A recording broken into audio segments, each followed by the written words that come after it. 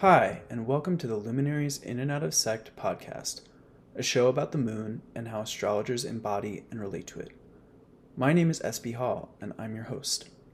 In today's episode on the Capricorn Moon as the Sect Light, I speak with the brilliant astrologer EY Washington. In this conversation, we talk about EY's Capricorn Moon in their fourth whole sign house, a lot more about their chart, and many other things.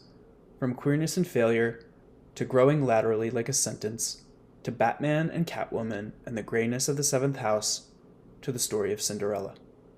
But we also get into some sensitive topics, so here is a bit of a trigger warning. In particular, we talked about food, issues of gender and race, and we touched briefly on topics of violence and infanticide. So if those are sensitive subjects for you, I would proceed with that in mind. In addition, I also wanted to mention that I'm opening my books to receive donation-based student astrologer, horary questions, and 60-minute natal chart readings. I recently received my certificate of completion in my horary course with Chris Brennan and Rob Bailey, and as you will hear in this episode, I've done a few natal chart consultations at this point as well. But I want to reiterate that I'm still a student astrologer, and I'm receiving inquiries to learn and grow in my studies. I'm planning to launch a website as a home for the podcast and to provide more information about my practice once Mercury stations direct later this month. But for now, you can get more information by emailing me at sphallhorary@gmail.com, which is also included in the show notes. But now for the main event, the wonderful conversation that I had with EY. I'm really excited to share it with you. Please be sure to check out the link to their website and newsletter below, as well as links to some of the resources that we touch on in this conversation. Hope you enjoy it.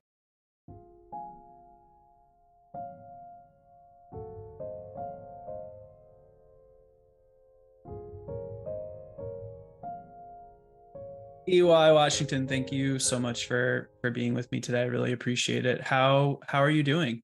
I'm doing great. It is I'm in San Diego, California right now, and it is we're giving Seattle rain, and I just want to bake cookies and lay down. Nice. That's awesome. How have you been doing with the Mercury retrograde on top of the Mars retrograde? I know Mars is your perfected time lord this year. Mhm. So how has that The change been? the Mercury retrograde, I often say, or well, by often I mean as of late, I have been saying that I think retrograde planets is an opportunity for those planets to make good on promises they didn't make good on when they Mm, were going direct. And so I'm finding with the Mercury retrograde of it all, that is absolutely happening. There's some ninth house promises and some 12th house promises that are absolutely being kept, or rather being revisited, which is great. And the Mars stuff is so interesting because Mars is retrograde, but also having a really juicy, supportive, thriving conversation with my natal Jupiter and my ascendant right now. And so mm, what I'm finding is like it is uh, imagine you have some kind of like emergency preparedness kit, mhm. and it has very specific stuff for very specific emergencies, but naturally, right, this is a retrograde planet, so the box is shaken up. So I reach into the box and pull out what I think is a flashlight, but it's actually a wig. Or I Uh, reach into the box and I pull out, a bottle of Advil when I really need a Band-Aid. So it's like the stuff is which feels very cadent also, which feels very much like what resource do you need to help you today?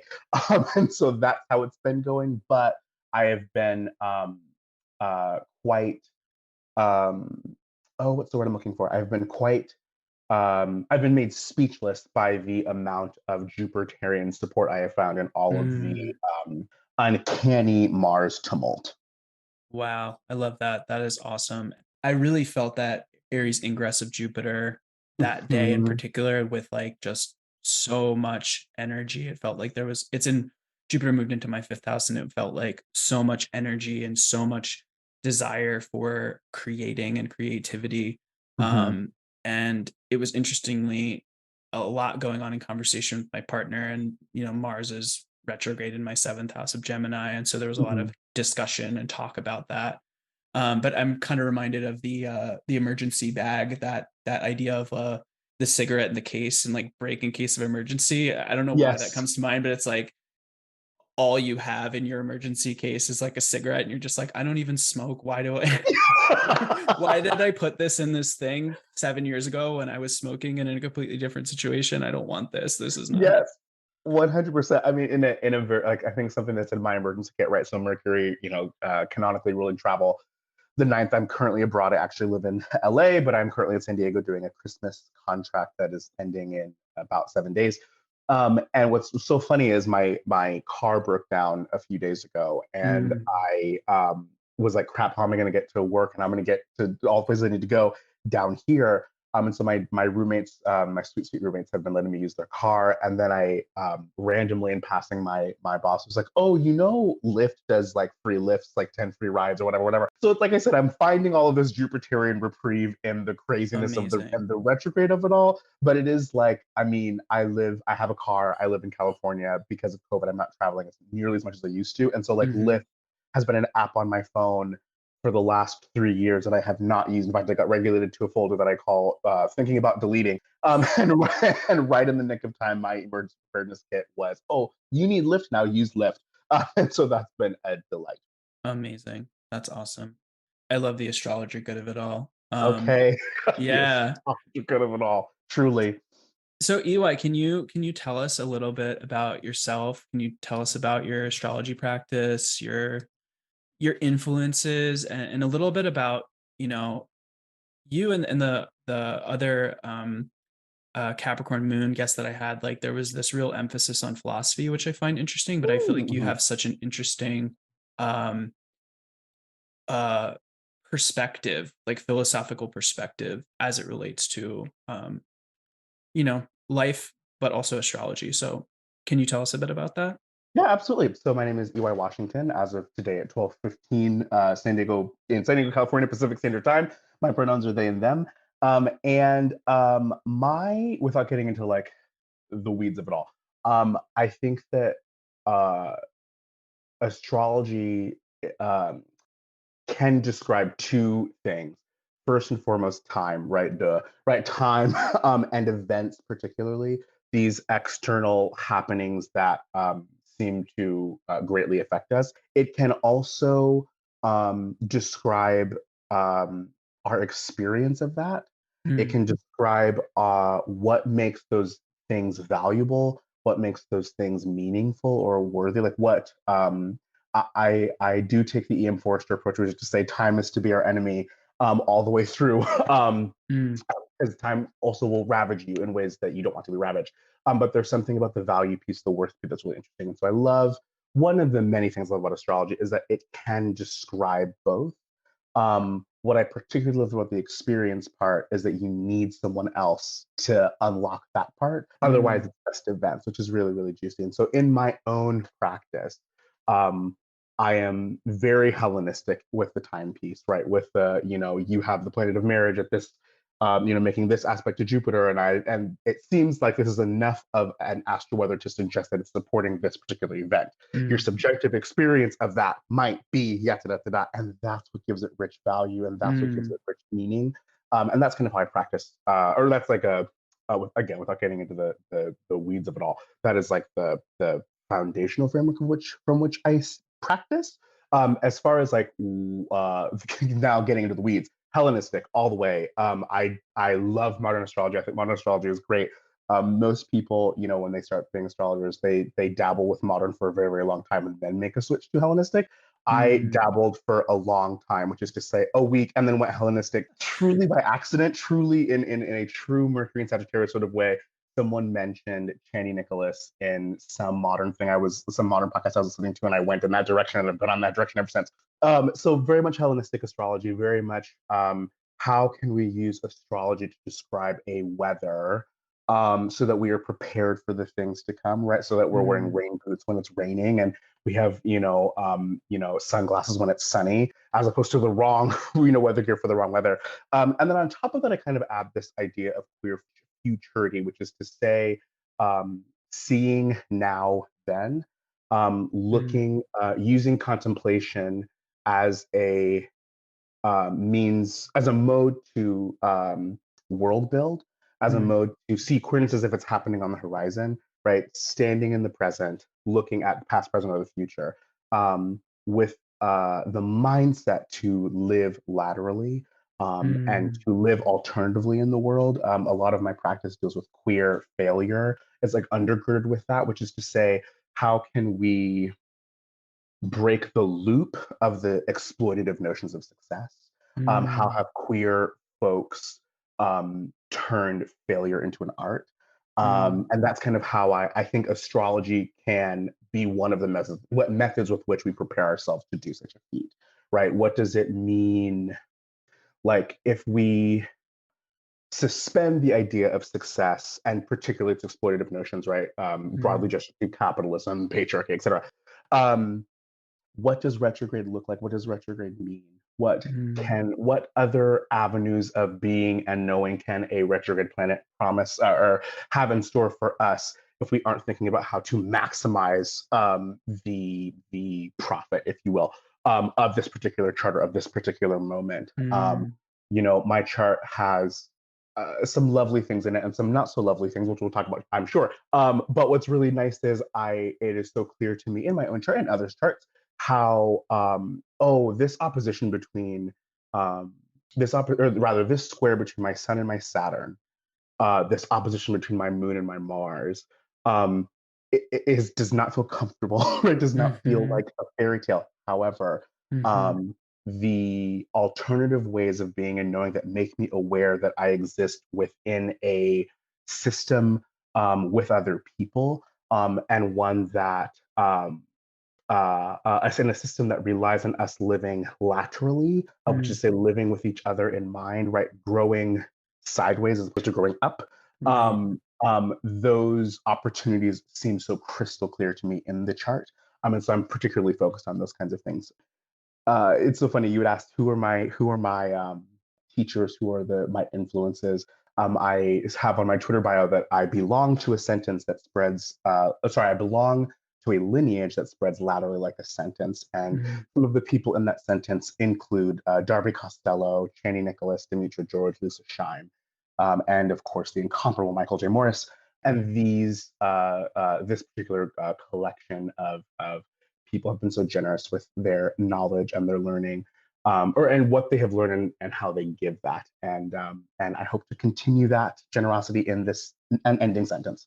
amazing. I love the idea of growing laterally like a sentence, and I think within the context that I grew up in intellectually, we read from left to right, Mhm, and it's not like some cultures where you read down or what have you, but I think that there's this thing of stringing together, you know, words and sentences and phrases to make paragraphs that can tell a story. And there's something about uh, that idea of a sentence stringing together with other sentences, kind of creating this community of language.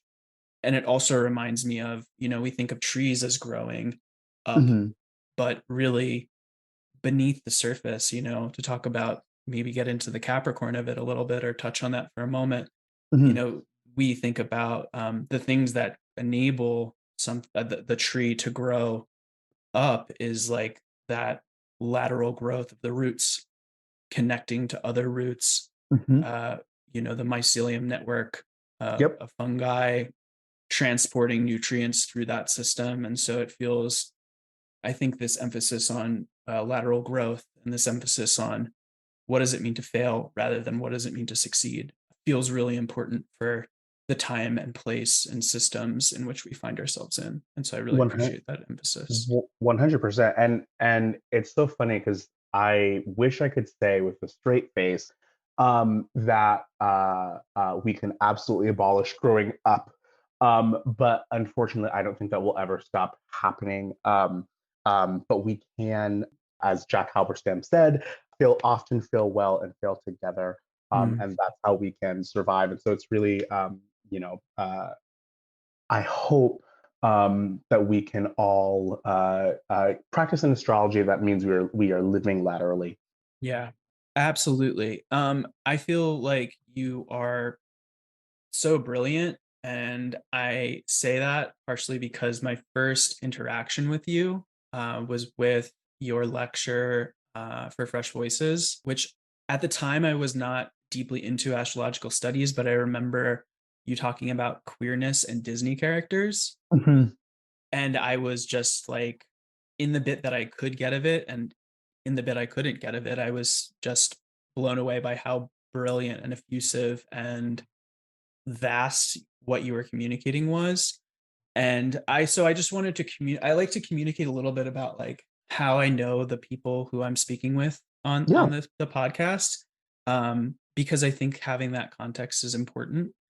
And the other way that I know you is I was recently, so my birthday was on Christmas, Mhm. and as a gift to myself for that, I thought that I would try to do a natal chart reading for somebody. And I reached out, I put a thing out on Instagram asking if anybody would want to receive that. And I think I had only interacted with you a little bit before that. We Mhm. had talked on Instagram a little bit, but you were like, yeah, I would love to, which I thought was so generous of you. And I was just kind of like, what could I tell EY about EY's chart that they don't know about it already? Because I do feel like you are such a talented astrologer and a brilliant person. And we met and you were really generous with receiving my thoughts about your chart. And I feel like we had such a great time talking about that. And then I was so blown away by your generosity at the end of that, where you were like, here, let me trade you, let me swap with you now. And I was just like, wow, this person, I know what your consults are worth, and like, your time is very valuable. And I was very blown away by your generosity of offering your time in that way. And so we've been able to sit together at the consulting table on either side. And I've really appreciated being able to get to know you a little bit by talking about our charts. And I don't know if you have any other thoughts about how we know each other that you'd like to add, but I wanted to kind of share that.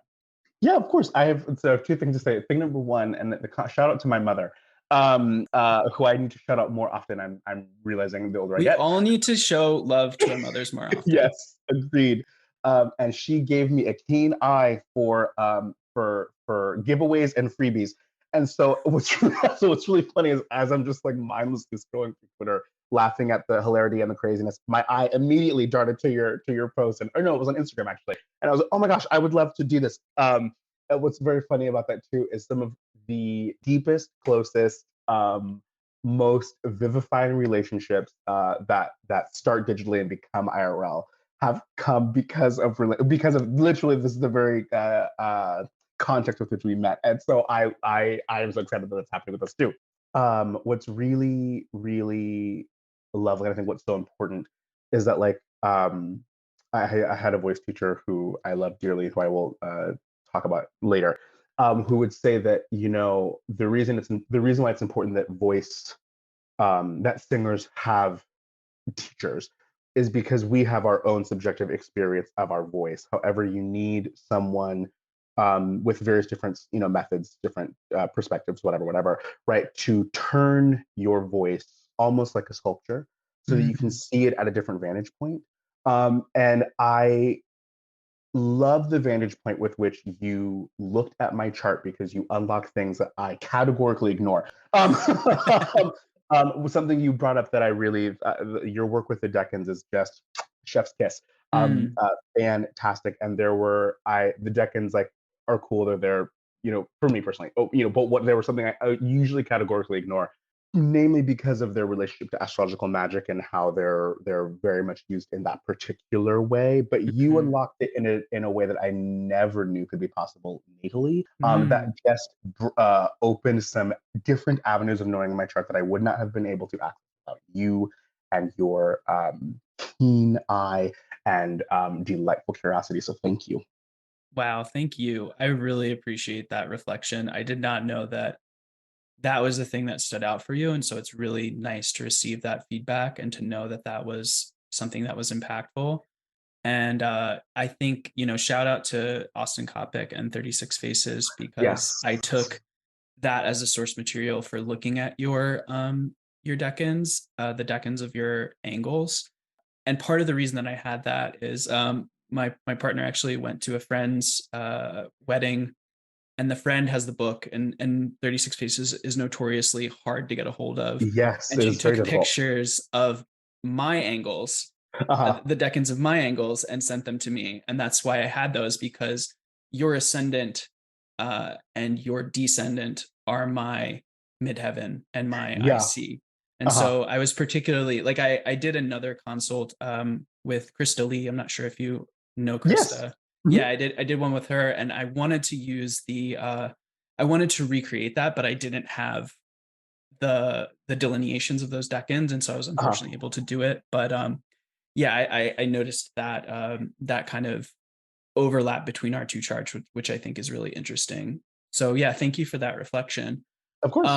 Yeah, to get into talking a little bit more about the moon, I was hoping that you could share what your relationship was with the moon when you were a kid before all this, or if you maybe didn't have an explicit relationship, what's like one of your first memories of seeing the moon or engaging with the moon? Yeah, so I have two, and it's funny that there's it's a solar memory and a lunar memory. Thinking about my own chart makes that funny, and that'll make sense later. But I was in the first grade. I was walking home from school. This is back when I lived in Phoenix, and no, New Jersey, New Jersey.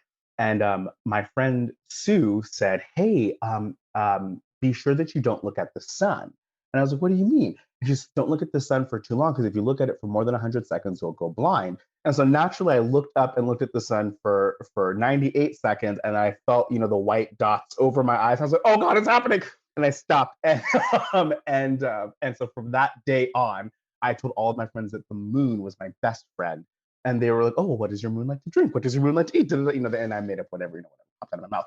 But that experience had the moon, my best friend. And then as I was older than first grade, I would say the sun is my light, but the moon knows all of my secrets, is what I would tell people all of Mm, the time. that's And beautiful. mhm. And then when I was a teenager, freshly equipped with license and an F-150, shout out to my Dyke era, um, I would frequently take these long midnight drives. And at the time I lived in the mountains, and so I would go up into some, place I had no business being, because it was, I could drive right off the mountain, and I would just lay in the bed of my truck and just stare at the moon. Mm, And that is this is all pre-woo, so that was right. very exciting for me. Mhm. Right. Two questions about that. What Yeah. did you come to any recurring thoughts, or were you led to anything in particular with those times of looking at the moon as a teen? Uh, with the teenager moment, it was, I mean, talk about the cat moon of it all. I mean, I was in the mountains, far, far away or as far as I could be from this, like, the community that I lived in, which is to say, like, the neighborhood community itself. I'm just Mhm. kind of staring at the moon, and there was just something that felt so centering Yeah. and peaceful about this light in the sky. And what was always there was no like rhyme or reason to when I would do that. And so also I think seeing the moon at different phases, of course, at the time having no clue what those were and what those meant astrologically speaking, was also just so um almost like meditation. Like, Mm, here is this thing, um um in this one moment I feel like a constant while watching this thing in the sky change. mm, mm, And in a period of my life, in like particularly my senior year is what I'm thinking about, which was particularly, if I'm remembering correctly, Saturn was in Libra. It was not a cute. Well, it was cute in some ways, not cute in other ways for me. mm, But that period of time, I was able to find balance by mm. just being still, being alone, staring at the moon on a mountain. It's very, very nice. Yeah, that is so nice. And it feels very fitting. You talked about being a kid and talking about the moon as your best friend. And there's something that sticks out to me about that time. I don't know if you still thought about the moon in that way. Mhm. Probably not, because we don't think about I don't know, I didn't really think about the moon in that way when I was a teenager or a senior in high school, but there is something like you alone with your best friend, Yep. the moon in Cap, it's in your fourth house. It's very like below the surface, personal, perhaps internal, Yep. perhaps. Um, Yeah, and I know your relationship with cookies. Was the moon's favorite food when you were a kid cookies? You know what's so funny? My heart wants to say yes, but it's so funny that you bring that up. In fact, I wrote it. I wrote it down. I said, "Don't forget to say this on the podcast." Just so it's been said. A cookie away keeps the devil away. Or sorry, a cookie a day keeps the devil away, which is my own personal Cap Moon remediation. If you see me with a cookie in my mouth, just give me a hug and say it'll be better. You can feel good things. I promise. Um, but what's funny is the like senior junior year, which is when I got my my U-Haul lesbian truck and and Mm. when I started doing all of those meditative kinds of things, I started baking, and I baked Mm. cookies exclusively, which is a Wow. fun. I think it's a fun, Mars and Cancer activity. But I exclusively bake cookies, and I would bake like an egregious amount. Talk about Jupiter square moon. I would make an egregious amount of cookies, put them in one of those like 2 gallon freezers, Ziploc bags, stick it in the glove console of my car, and then they were just there. They were my break glass in case of emergency. Little treat, and it was wonderful. Were you not to like stay on this too much, but I'm just Yeah. curious with your Mars and Cancer near your MC, were you like the cookie person for your friends? Did you provide Um, these cookies to friends as well? I did. I didn't. So high school is so weird to me. The Jupiter of it all. I If you had asked me in high school, were you popular? I would have said absolutely not. Mm. In retrospect, and from like other, friends from high school I still talk to. Shout out to No One Kane. I was told that it wasn't you were not popular in the traditional sense, but it's that you moved like a bee between all friend groups, all everything was common and accessible to you and for you. Props to Jupiter and Libra in my first, sextiling Venus and Sagittarius in my third, and every group was your friend group. And so what I would often do is I would bring cookies, bring these big batches of cookies, and I would be passing them out and distributing to whatever group I was with and in. And so I guess I was the cookie pusher in high school. Yeah, I was the Mm. um, yes, I was absolutely the cookie pusher. And then what's funny is, years later, like in 2017, I did a bunch of summer stock in Colorado, and basically I was just kind of stuck out in the mountains and doing the shows. And so what I would do is I'd bake all day because I had about enough. I basically wasted my per diem. I couldn't do anything else. So I wasted my per diem on buying baked goods and stuff, and I would bake crazy things like peanut butter and jelly shortcake, Amazing.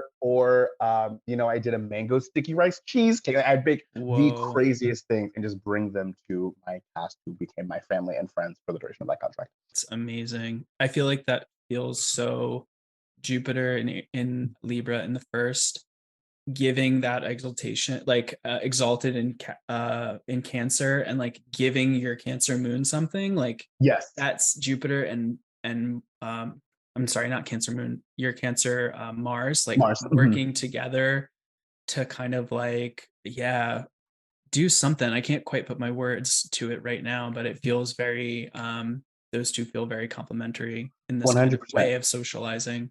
Yes, there was I believe it's Dimitri George talks about, and you'll have to forgive me, I don't remember if she's referring to this in regards to like a traditional astrological gender, or if she's referring to it in terms of sex. I believe she's talking about it in gender, but she talks about how um, uh, masculine planets and feminine signs, I believe masculine planets in feminine signs are encouraged to act slower than they might want to.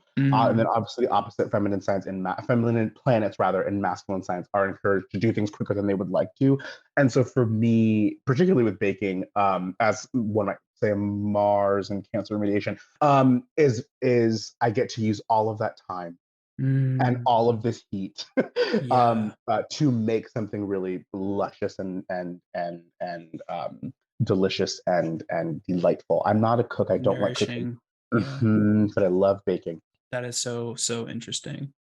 So yeah, to talk about your thoughts about the moon Mhm. today, what does the moon mean to you today, and why do you think it's important to focus on the moon when we're thinking about or talking about astrology?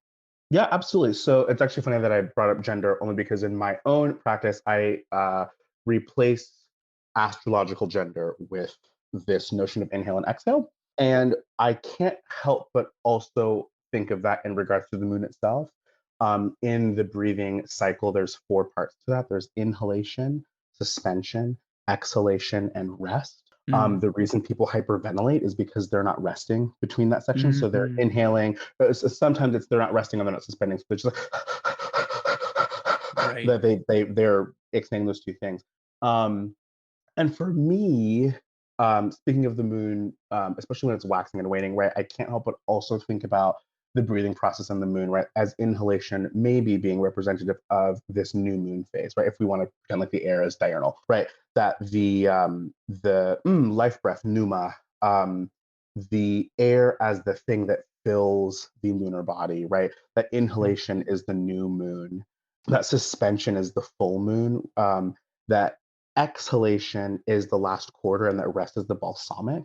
Mm. Um, and that there's something about the moon that is both right waxing and waning, giving and receiving, inhaling and exhaling, and we need both to do life. Mm. We need all four to do life. In fact, one of the reasons why I love the breathing cycle as a alternative to gender is because there's a range, right? That it's not just Yeah. one or the other, but that there's a continuum of things that can happen. Mm. And so I think it's important to focus on that because when we look at our charts, right? If we take this breathing or metaphor rather analogy, um, when we look at our charts, one of the ways we can apply, for example, lunar applications. What did the moon just inhale, Right. and what did the moon just exhale? What Mhm. is the moon sitting with in suspension? Right. What is the moon at rest with? Mm. Right? What is the moon about to do? Right? Actually, for my chart in particular, the last thing the moon inhaled was Venus. Mm. And so she's sitting with all this Venusian in her, which means that the next conversation she's going to be having or is having, right, that I natally live with, are exhaling this Venusian energy, Mhm. right? Um, and that's very exciting. I think that's exciting, at least. Yeah. Tumultuous because all of the most of the conversations she's having are all arguments, but but it is there is definitely a a valiant fight for maintaining the presence of the erotic, maintaining the presence of Eros, which is really, really delightful. But uh, I mean, those are my current thoughts about the moon, right? Incorporation and release. Um, and who is the moon? I remember when I was first studying that, it really confused me, right? Because Hellenistic doctrine, right, says applications 30 degrees forward cross the sign boundaries and 30 degrees back. And I would look at a chart and go, oh, God, that doesn't make any sense. And that doesn't make any sense. Yeah. And I'm like sitting, like eyes crossed, eyes red, just like, I don't understand how to apply this. And then it was like, who's the moon having a conversation with? Who did she just talk to? And who is she going to talk to next? And I always think about the moon in terms of breath, in terms of conversation. In fact, in singing in bel canto, which is a very lovely Italian method of singing, there's this idea called the source of utterance. That Mm. if you were to take your two fingers and then stick them into your rib cage, right? Not into your rib cage, but rather the it's called your xiphoid process, into the little V in your breastbone. When you inhale and then you exhale, you'll feel a muscle jolt. Mm. And that is the source of utterance. In fact, if you've Right. ever watched opera singers singing, you'll notice, specifically the women, you'll notice that they're wearing these beautiful gowns that show none of that part of their stomach because Mm. that thing is going crazy. Their ribs going crazy. In fact, it looks like a transformer. You'll watch an opera singer come out to sing. You'll watch their ribs come up and open right there. Intercostal muscles will rise and come out. They will assume what's called the singer position, right? Their sternum forward and up. And then all of that space below where we were touching is doing, it looks like an alien's trying to come out of their body. It's crazy. Mm. But that jolt is again the source of utterance, the action to say something. Mhm. And the moon has that too, and so do we. And so that's how I think about the moon as of late.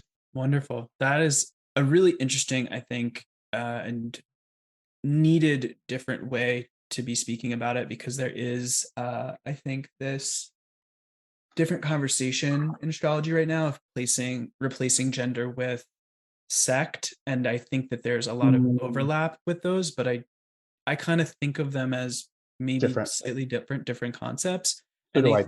I do think this emphasis on breath, which you talk about these four phases of the breath, kind of reminds me of the elements, Mhm. and Yeah. this idea of the earth as like the kind of like you think of earth and water as in and down, and you think of fire and air as up and out or what Mhm. have you, Yeah. with fire being the most up and out and earth Yep. being the most, and the water kind of rests on the earth. Demetra has this beautiful way of explaining the planetary joys in relation to the elements, Yeah. in Ancient Astrology Volume 1, and Mhm. talks about the water kind of resting on the earth, which I feel like speaks to this idea of suspension, perhaps, with Mhm. the Mhm. breath. Mhm. Mhm.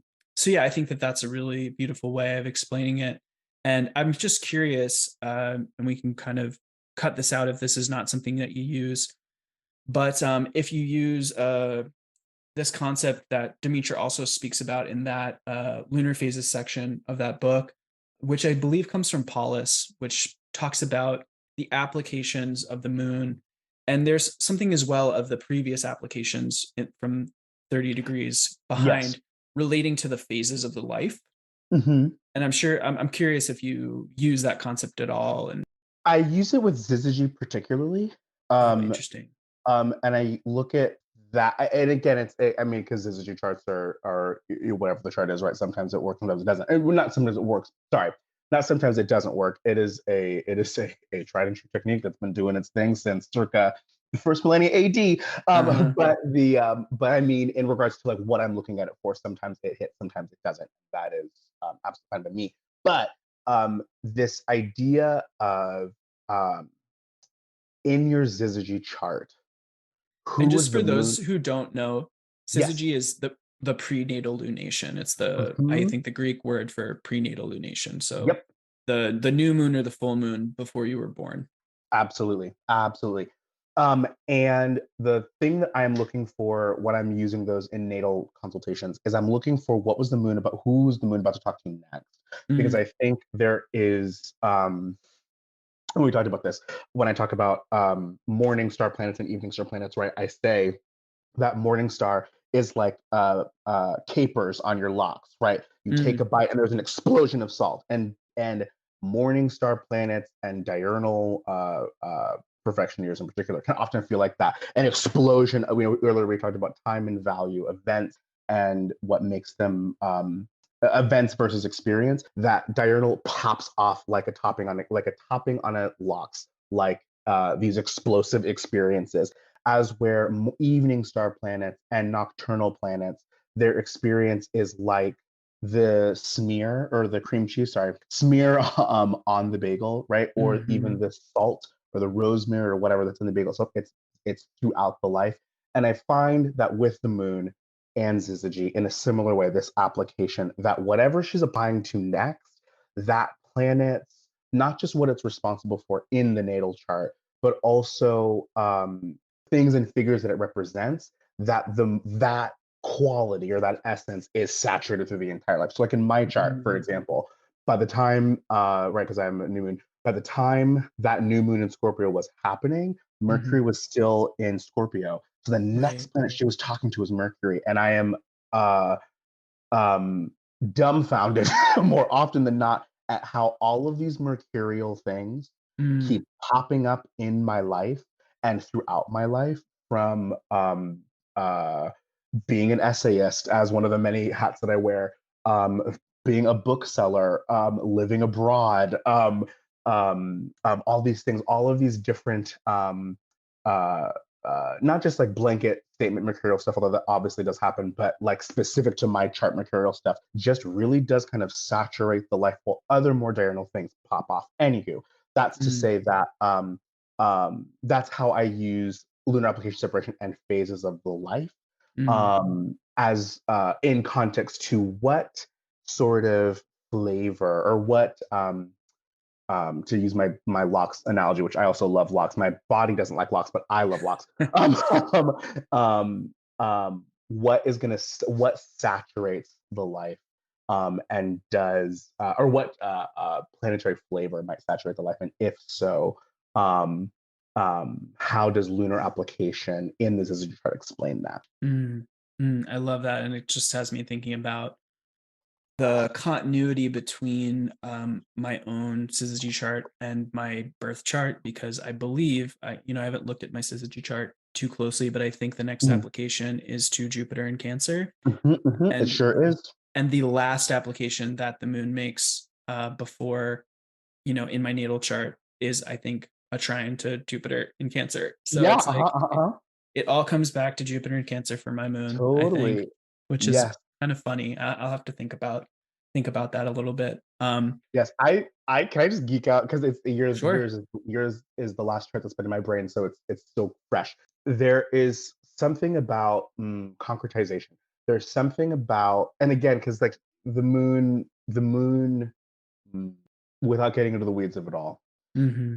the night planets, but the moon in particular, is are occupied with what could be, Right. what might happen, Mm, what would occur if this occurred.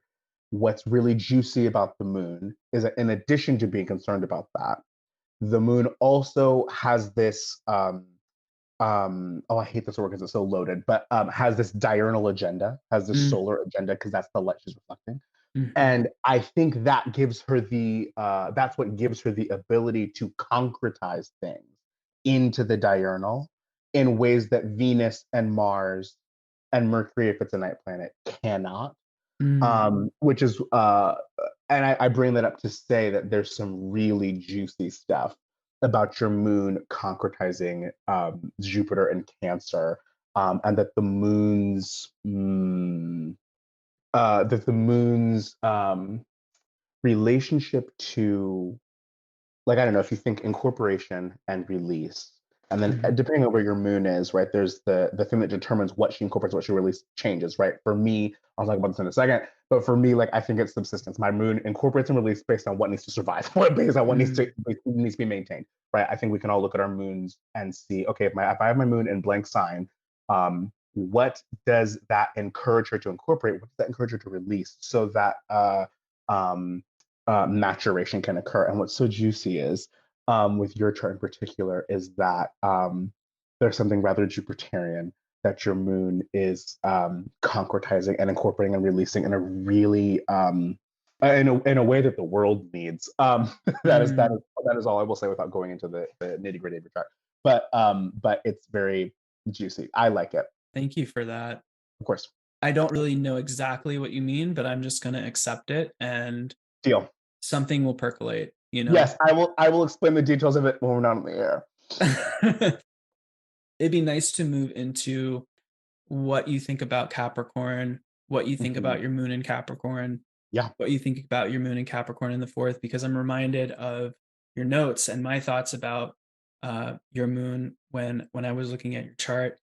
It's kind of this waxing crescent, I believe. Mhm. It's about is it about 45 degrees away from your sun? 45. Yeah, so it's in this place of young moving into something. I think Mhm. I think it's Porphyry who talks about that as like the springtime. And there's this Mhm. element of spring that things are fighting to be alive. Things are Yeah. fighting to come up through the earth. And I Mhm. feel like there's an element of your moon that kind of speaks to that, being in that phase, being in the fourth house Mhm. in Capricorn, having to operate in a way that maybe it's not supernatural to it. I think that the analogy that I used when we were talking about your chart is like the moon wants a tissue, and Saturn's like, here's a rake. Mhm. It's like, what am I supposed to do with that? And then the moon. I'm interested in hearing your ideas about detriment, because I do like this explanation of detriment as like it's not quite like fall, where the planet in fall doesn't have dignity and isn't able to do what it wants. Mhm. The moon is, or the planet in detriment is still able to do what it wants, but it has to do it in a way that's a little bit funky, different. Mhm. So yeah, just really interested in hearing your thoughts. Yeah. So, first and foremost, for all my musical theater lovers out there, if you want to capture the essence of Mercury and I'm not Mercury and Capricorn, love her but not her. Moon in Capricorn, climbing uphill from the musical Lost 5 Years, which opens with it's unforgettable lyric. I'm climbing uphill, daddy, climbing uphill, and that's what having a Mercury in Capricorn feels like. My thoughts on detriment, first and foremost, and this is essential dignity as a whole. Just a holster, that it only speaks to a planet's relationship to the palace that it's in. Hmm. No more, no less. And the reason I make that distinction is because um now I'm being spicy on a Tuesday. Mm, We need to it's Mars Day, baby. okay, bitch. We need to some of y'all need to rest your legs because you're jumping to conclusions. Um, where dignity is concerned, it's the planet's affinity or lack thereof for the palace that it's in. Mm, And so with detriment, right? A planet in detriment, right? I have many of those. They walk in there and they go, that's not the couch I would I would have purchased. That's yeah. not how I would fill my fridge, right? It's like when you go it's like when you're house sitting for someone. And they're like, have any of the food you want? We went shopping before we left. You're like, great, love that. And then you open the fridge and you're like, I don't eat. What am I Hmm. gonna now I'm gonna have to get takeout for the rest of the right? But these planets in detriment, or whatever their uh dignity is, they still do what they're supposed to do, Hmm. right? Which is to say, um, a lot of the reason why I take umbrage with Mars and Cancer slander isn't because I have problems with critique. I love critique, and more often than not invite it because I'm a glutton for punishment. But it's that Mars in Cancer will still Mars, even if it doesn't particularly enjoy the palace that it's in, right? Hmm. Um, the Moon in Capricorn will still Moon, even if it doesn't like the palace that it's in. And so with Capricorn, I have so many things to say, so many not nice things to say about Capricorn, which is absolutely influenced by my relationship to my own Capricorn, not Capricorn at large or out in the wild, Hmm. as I Hmm. usually say. But for me, Capricorn, there is always a choka. There's always a conflict, a crash Yeah. between experience and mastery. Mm. Um, I personally my eyebrow goes up as high as it possibly can when people are very quick to make Saturn their brand image, personality, iconography, etc. And also do not interrogate um, Saturn's relationship to slavery, Mm. Saturn's relationship to bondage, Hmm. Saturn's relationship to some really dark and really difficult things. Yeah. I think on one end, right, and like slavery is still here. Like the slavery is not Hmm. gone. It's not this antiquated thing. It's still very much alive and well. Um, and I often think that that's something we should reckon with as astrologers, professional or otherwise. Um, I think that there are two kinds of Saturns, maybe not two. Well, I'll come back to that. Experience and mastery. That there is the mastery part of Saturn that says, in order for you to come to, if in order for you to gain experience, you need a master. Mm. The implication of that, though, is that your whatever you bring to the table is inferior. Mm. Whatever you bring to the table is inadequate, and it means that you have to have someone higher than you, someone allegedly smarter than you, in order to bestow upon you experience. And I don't believe that at Yeah. all. I actually think it's a very colonial way to disseminate knowledge. I think it's a very Mm. colonial way to think about the world at large. I think Saturn, a nicer iteration of Saturn, and particularly Saturn in Capricorn, is how can I make sure that you are having the most authentic experience possible? Mm. Everyone's experience is priceless. How can I make sure that yours stays that way? Yeah. How can I make sure that, I often say, it's funny, I say this with Leo. But for whatever reason, my brain's inserting into Capricorn stuff. But I often say Leo is always is always mindful of the relationship it has with its audience. Mm, Capricorn is always mindful of our relationship to our experience. mm, When we are, how or in what ways are we subverting a meaningful experience because we are allowing needless suffering? mm, What are the ways in which, well, I'll leave it at that.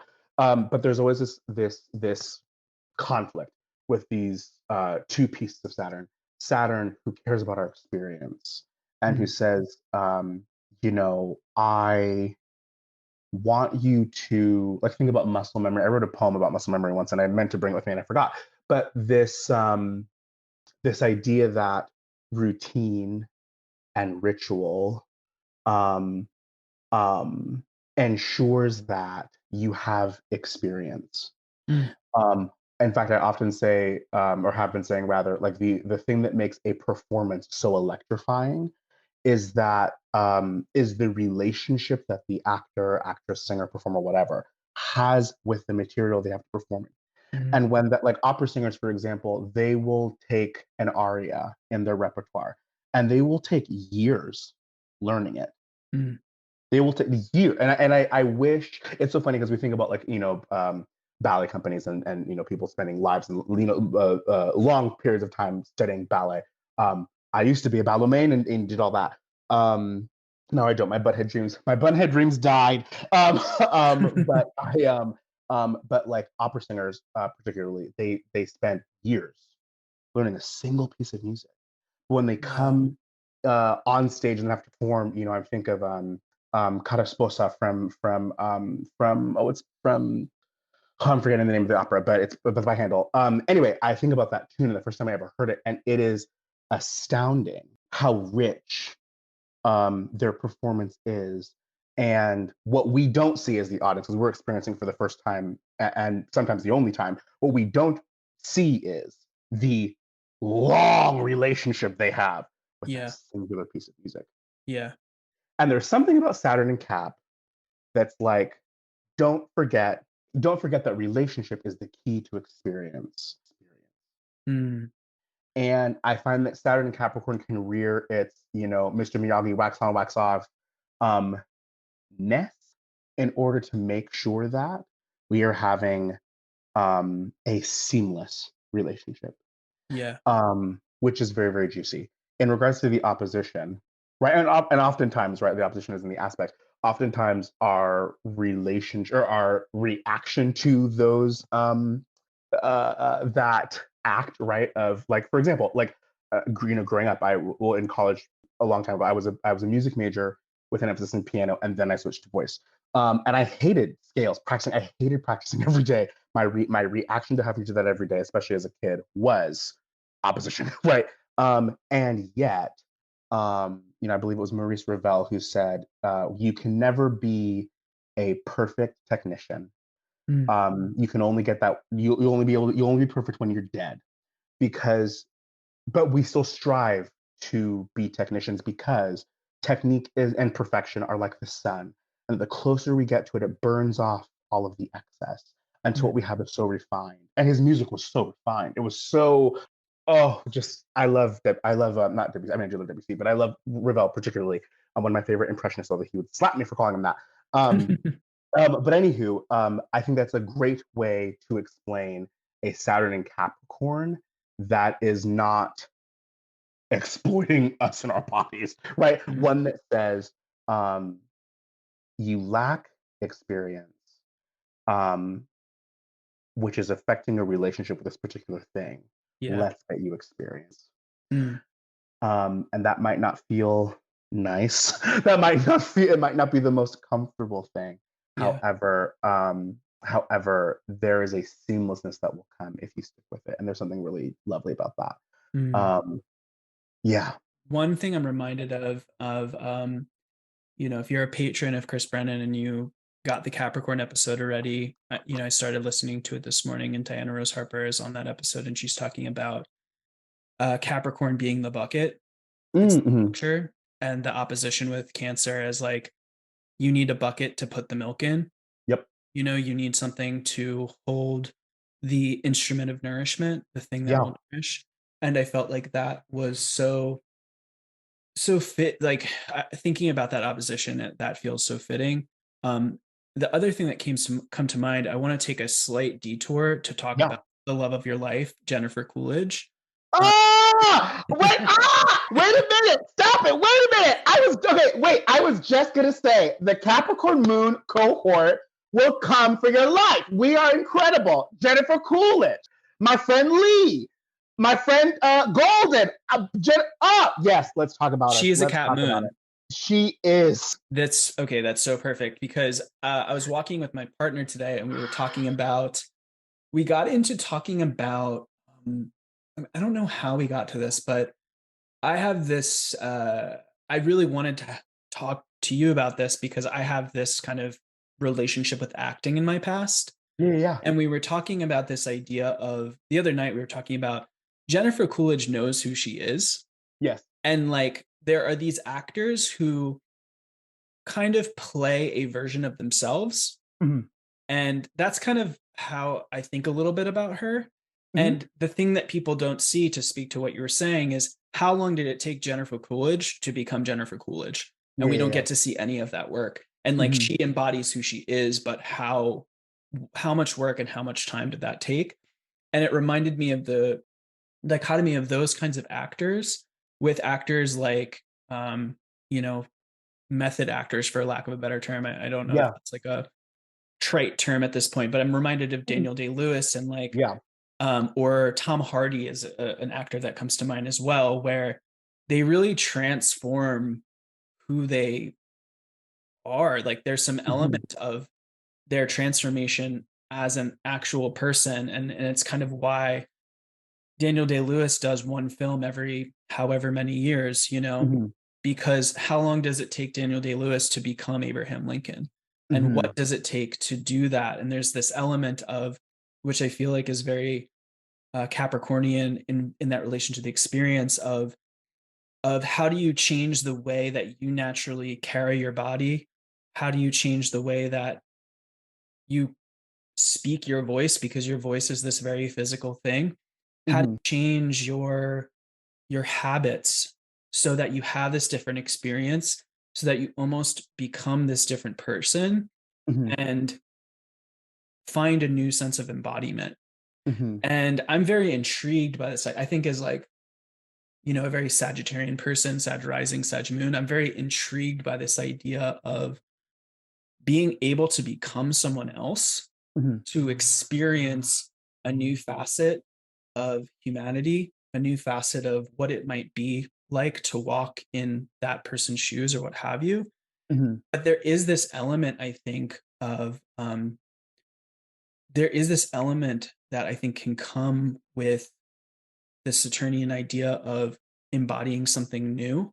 Hmm. That um, it's not a morally positive or negative thing inherently, but it Hmm. can be a very destructive thing. I'm reminded Hmm. of like an actor like Heath Ledger and Hmm. kind of mythos around the Dark Knight and his Yeah. death, and Yep. like this idea of him becoming the Joker and then not being able to find his way out of that or something, you know. 100%. Um, yeah, and so I'm just curious of, I don't know, your take on that, or your experience as an actor, kind of focusing or working with embodiment in different ways, and how you've maybe navigated that, or how that plays into all this.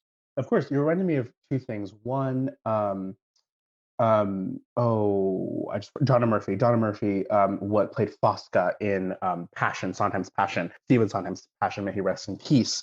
Mhm. And when she was doing that project, when she opened, it was, I don't know if it still maintains this record, but at the time, it was the shortest running Broadway show to win Best Musical at the Tonys that year. Oh wow. And it's this really beautiful story. Well, beauty is probably not the right word, but it's this really harrowing story about a love triangle between this woman named Fosca, this man named don't remember, and then the person who's in it for whose name I also am forgetting now. But anywho, basically Fosca manipulates him into falling in love with her, and he Mm. does and they find some essence of, or rather, once that manipulation is revealed, they actually find that they actually really do love each other. Anyway, there's this famous scene on the opening night of the show that when she finally gets him to fall in love with her, Captain Bicchetti, that's his name. When Fosca gets Captain Bicchetti to fall in love with him, an audience member almost tried to throw themselves off the balcony, screaming, "Die, Fosca, die!" Oh my Because God. because Fosca's haggard and ugly and she has epilepsy and she's a character you're not supposed to fall in love with and you aren't rooting for. Mm. Anyway, what's interesting is the director said I was concerned about having to recast Donna Murphy because she made herself exceptionally ill to do this role. Oh, yeah. And this woman in the play is exceptionally ill. But this idea of, or that's the first something you reminded me of as you were speaking. The second thing is that theater is so tricky. It can't do what a novel can do, right? A Mm. novel is so intimate in that it uses your inner voice Right. to work with and flesh out and expose another character's inner voice. So it's always going to feel intimate and personal, but theater is bound to the reality of space and time and body and effort and relationship. And Mm. so we can't see the inner world of a character. We can inference it. We can use like what's called an implied metaphor, like you put a jaguar next to a car and the implied metaphors of the car is fast, right? We can use Mm. implied metaphors to infer to their inner world. We can't see it. All we can see is what they're doing. And so what's really interesting to me about that is that what we do see, right, is so well. I'll stretch this. When we do, when what we see is good, it is performances that take our breath away.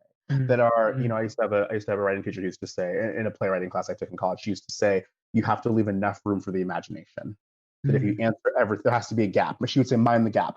You have to leave enough room for the imagination Mm. because if you fill in all the holes and fill in all the gaps and make it this airtight narrative, then the audience doesn't have the room to imagine that, Yeah. right? There's the tragedy Electra. People always wonder, why did she kill her children? Why did she kill her children? And it's like, oh, she was in so much spite with her husband, Mhm. right? That spite led her to do that because she hated him that much, Yeah. right? And it had to be that because of the wonderful witch performance and work that is, right? In Ragtime, right, which I think is an example of a bad plot. She kills her baby to, or almost rather, kills her child. She buries him alive with the Mm. intention to kill him. And if content dictates form, and I think that's always true, all the content tells us in regards to the reasoning of why is because the man that was to be her husband left her, which is um, a plot I cannot entertain. With this particular show that takes place in a time when infanticide by Black women in the turn of the century in America was very common and for much more intense reasons than love, Mm. than a one night stand. To Abandonment. Yeah. Anyway, I digress. But there is something. The third thing you had me thinking of was that Saturn and the Moon are more similar than we think, and they do Mm. the same thing in very, very different ways. That the Moon is also trying to instill an experience in us, and so is Saturn. Saturn's way just is a little slower and a little cold, and it's a little slower and a little cold. And the moon's is really fast and in some cases very hot. But what's really delightful about Saturn, and I don't think this is always true of the moon, and I'm sure people would disagree with me, and I invite their disagreement. But with Saturn, I find for myself, and maybe I'm biased, I have Saturn in the fifth, bona fide by Jupiter, but I find that Saturn's desire for us to embody experience can also result in, like, it starts out as tension, right? It starts out as conflict, but sometimes it results in beauty. Mm. It results in symmetry. It results in, I don't like this word, but it results in balance and in Mm. Libra. kind of balance. I think this is an idea that I heard from Joe and Meg, two astrologers in our community, and they were talking about the opposition carrying the nature of Saturn in its particularly hot button places. So like how does the opposition reflect Saturn in Capricorn versus Saturn in Cancer versus Saturn in Libra versus Saturn in Aries? I think the Saturn in Libra version of an opposition is one where this balance, this symmetry, the result or the consequence of that is beauty. And there's something very lovely about that, can be lovely about that. I'm not saying all Saturn things result in that, because we all know that's not true. Right. But when it does, it is really breathtaking. I think ballet is a perfect example of that. It truly is. It really is geometry and symmetrical dancing, and the the substance of ballet, or the rote routineness of ballet, not fun. My knees, Painful. it's so painful. As someone who did ballet for 10 long years, my body is still in pain, and I haven't been to a ballet class since before the COVID, well before COVID. But when you're on stage, right, that's the substance, right? Bar and class, but the spectacle Oh my God. is also the Saturnian part, is the magic. In fact, I used to have a professor who used to say, there's no magic in ballet. Well, there's magic in performance, but like what we do in the classroom, there's no magic in that. It's technique. Right. It's But drills. It's doing one scales, like you one talked about. hundred 100%. But the spectacle, that's what makes Right. it come alive. All the substance is the grueling seventh house coming into relationship with, in the case of ballet, Right. right, your body, coming into relationship with your body under a very specific set of rules. And Your it's very, movement very with others as well, mhm, all mhm, coming mhm, together mhm. to create this thing of beauty through kind of the control of the body. Yep, 100%. Yeah. Wouldn't wish it on my enemies.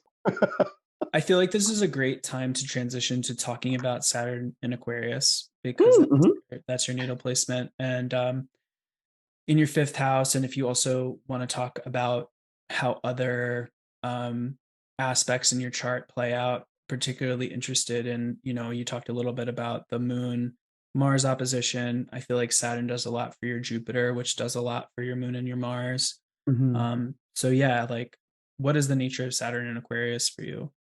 Yeah, it's I want to slightly, sorry, go back one step because it'll inform That's what I'm going to okay. say about Yeah. Saturn.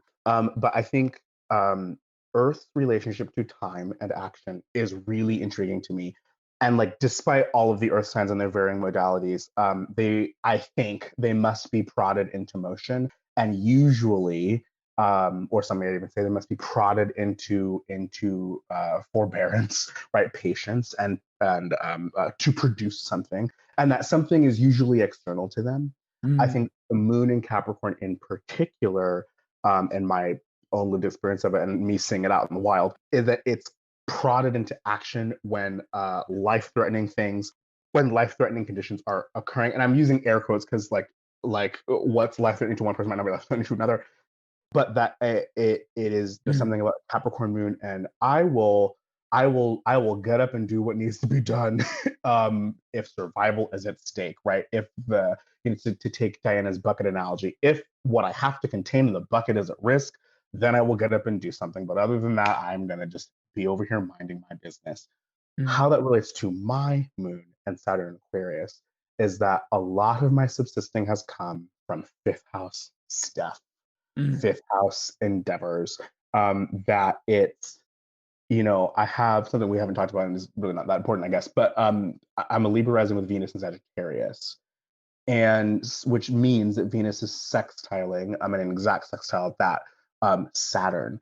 And I want people to write more things about Sag, because I don't think I'm happy with things I've seen thus far.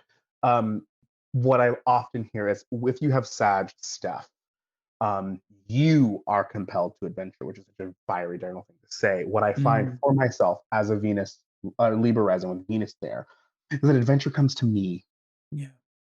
and I have to choose it or not choose it, like James Bond, right?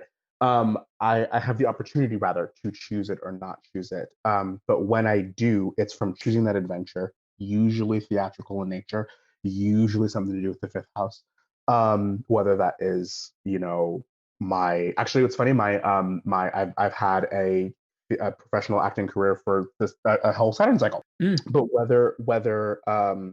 whether that is from performing, from teaching, from living abroad. Like I would have never lived in Europe had it not been for the fifth house Saturn of it all, right? Mm. That these adventures that come to me, that adventures attracted to me, and I'm always surprised, pleasantly surprised at how I'm always pleasantly surprised at how those adventures is how I subsist in the world. Mm. Like case in point, I did a production of Hair in LA back in October. And immediately after that, the director called, or I called I submitted for this Kristen project I'm in now, and I didn't hear anything from it or anything back. So I was like, okay, good, no news is good news.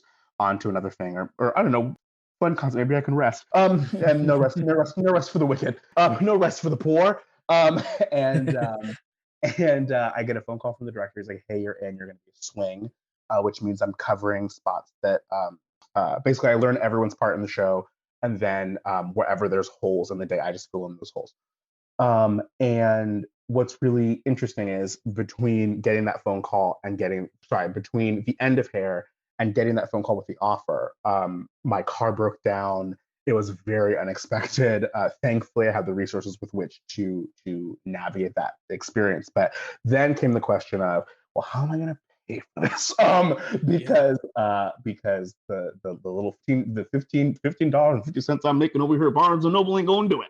Mhm. And then magically, this exceptionally well paid Christmas gig just kind of falls into my lap, Mm. which meant that I'm able to have financial, and also, Mars in Cancer opposing that moon in Capricorn. Mars is ruling my second house of resources, financial and otherwise. Um, but it was through getting that gig that I was able to subsist in more ways than one. And so those two things at play are so interesting to me. But you had something to say before I interrupted you. I was just curious if, because I think about my Sagittarius sign is my first house for whole sign houses, and Mm-hmm. the planets I have there are in that first decan, and so it's kind of the arrow, this idea of pointing at something and kind of making a choice. And I was just curious if there's maybe something to Sagittarius being your third house, and this idea of the third house as like the environment, the things that surround you in a sense, Mm-hmm. Mm-hmm. with like adventure comes to me. Adventure Mm-hmm. just kind of shows up and I can kind of choose it or not.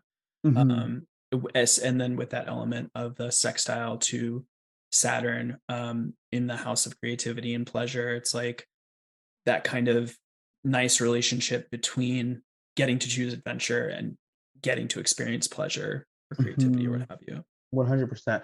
And it's so funny. I kind of would like to, a la uh, Anne Carson's Eros the Bittersweet. I kind of want to, for me personally, it was my own practice and whatnot.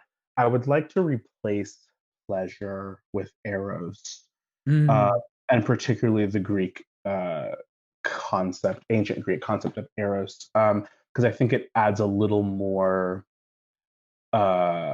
range to the fifth. richness. Yeah. Yeah, it Yeah. adds I love that. 100% that there's this without pulling the book off of my nightstand and and quoting it for you, that there's something about Eros in particular that is lack, and that its Mm, activation creates a three pointed structure. mm, Um, the lover, the beloved, and that which comes in between them. mm. And we might call it a love triangle, although conceptually we would think of love triangle as like a menage a trois of some sort. Mhm. But in this instance, I find that my experience of Saturn in Capricorn, Saturn in Aquarius ruling my moon in Capricorn, while they cannot see each other, Saturn has a ring up in that house. Okay, Saturn has Mhm. cameras up in that house. He knows the moon's up there bumbling around, bumbling Yeah. around. He knows that she's in there, and it's almost as if that Saturn says, "Here is the subject, write me. Here is the object in this like card direction I just gave. the subject is EY. The object is the car. How do we pay for that? Mm, A Christmas contract, right? And that the space in between them can be it truly can be a noun, person, place, thing, or idea.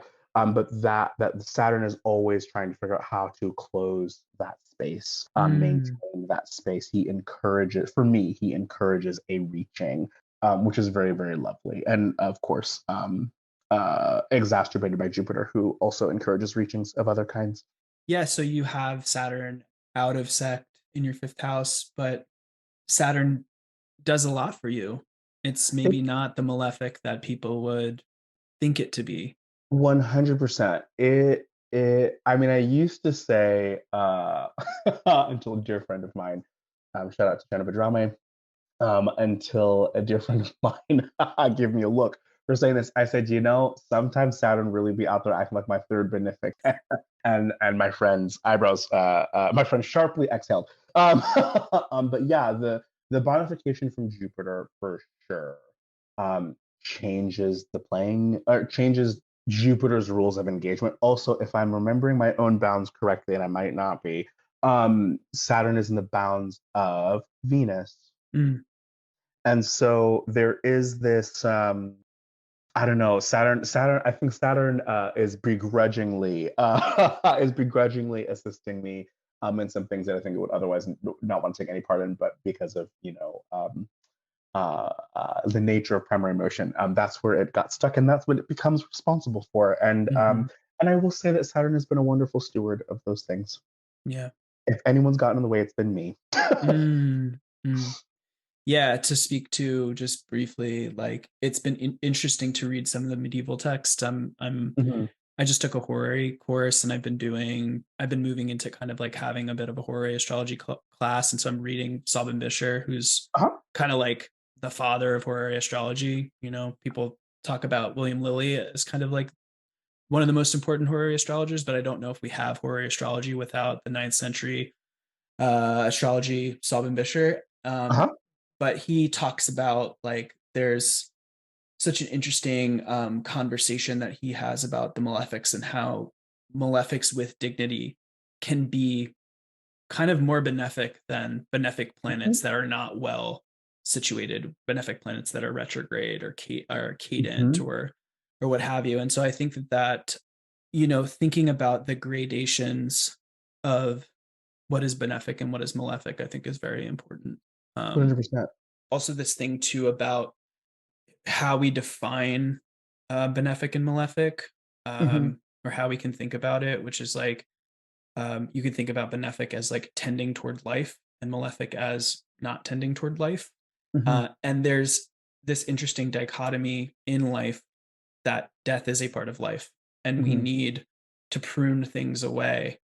Things need to die to make space for new things. Mhm. And if there's only life and only the growth of life, there's this sense of there becomes no space for anything new and Mhm. life Like can. cancer. Yeah, yeah, Mhm. I mean, absolutely. not to in true malefic fashion drop it down, but no, like this cell that cannot stop growing, Hmm. which is so tricky. That you've reminded me of something that I've never shared publicly, but I feel led to share publicly now.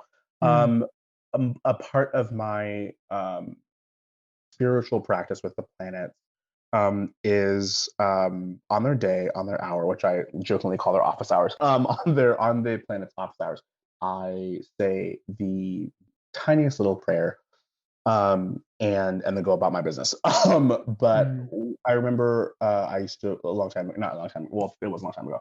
A minute ago, I used to work in Yorba Linda, which is Richard Nixon / Donald Trump's America, and I was taking garbage out and throwing it away, mhm, and in that moment, I was like, oh yeah, it's Saturn day, Saturn hour, and I said, Saturn, even when I do not take pleasure in myself, mm, thank you for taking great pleasure in me.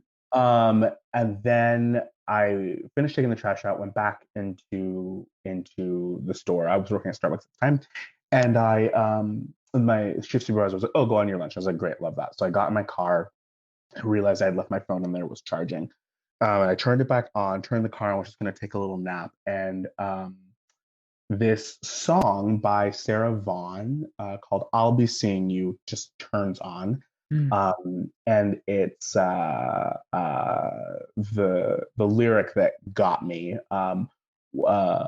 was "I'll find you, I'll be seeing you in every summer's day and everything that's light and gay. I'll always think of you that way. I'll find you in the moon and sun, and when the day is through, I'll be looking at the moon and I'll be seeing you."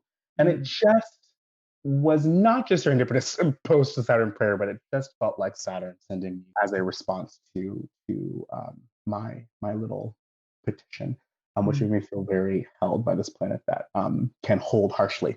That's so beautiful.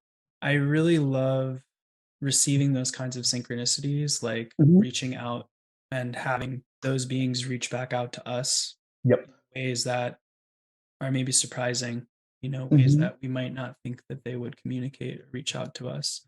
It can really add a richness to our relationship with those beings. Absolutely, because there's like there's like I feel like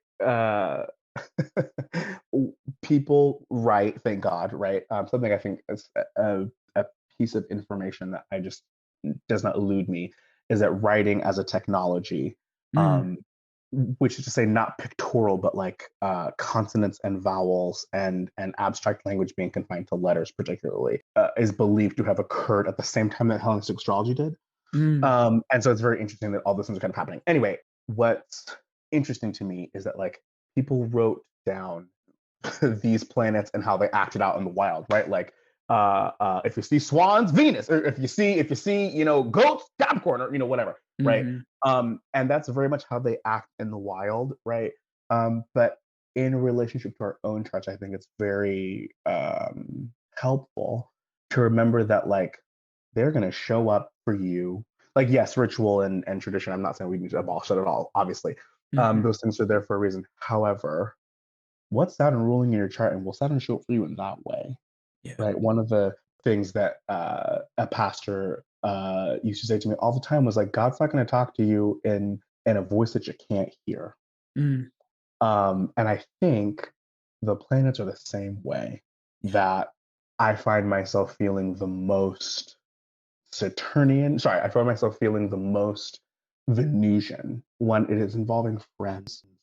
I mm, find myself feeling the most martial and rightfully angry when it involves other people at work. mm, I find myself feeling very in tune to legacy and very in tune to do the means justify the ends as it relates to theater and teaching mm, uh, with Saturn in the fifth.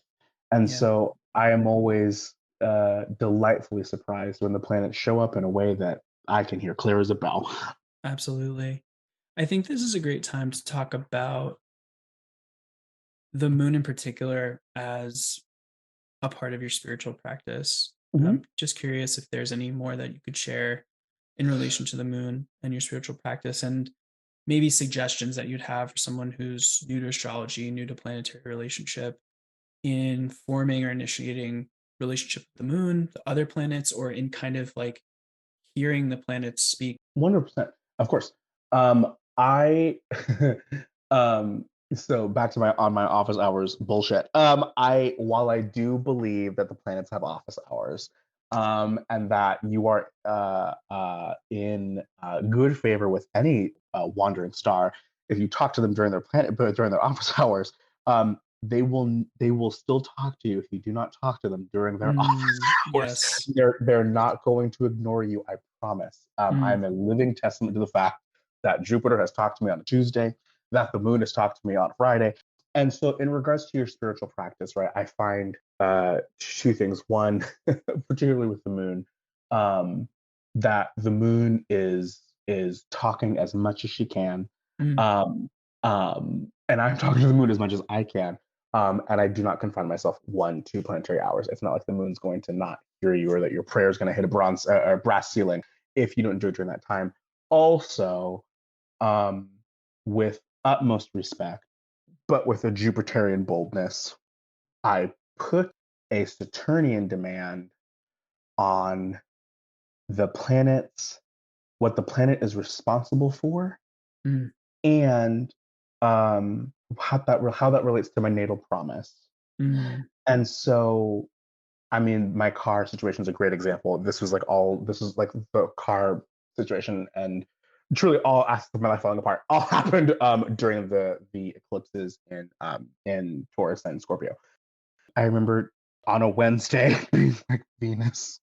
In fact, actually, I quoted Anne Carson's translation of a poem by Sappho, where she said, "All that my heart longs to accomplish. You, Aphrodite, be my ally.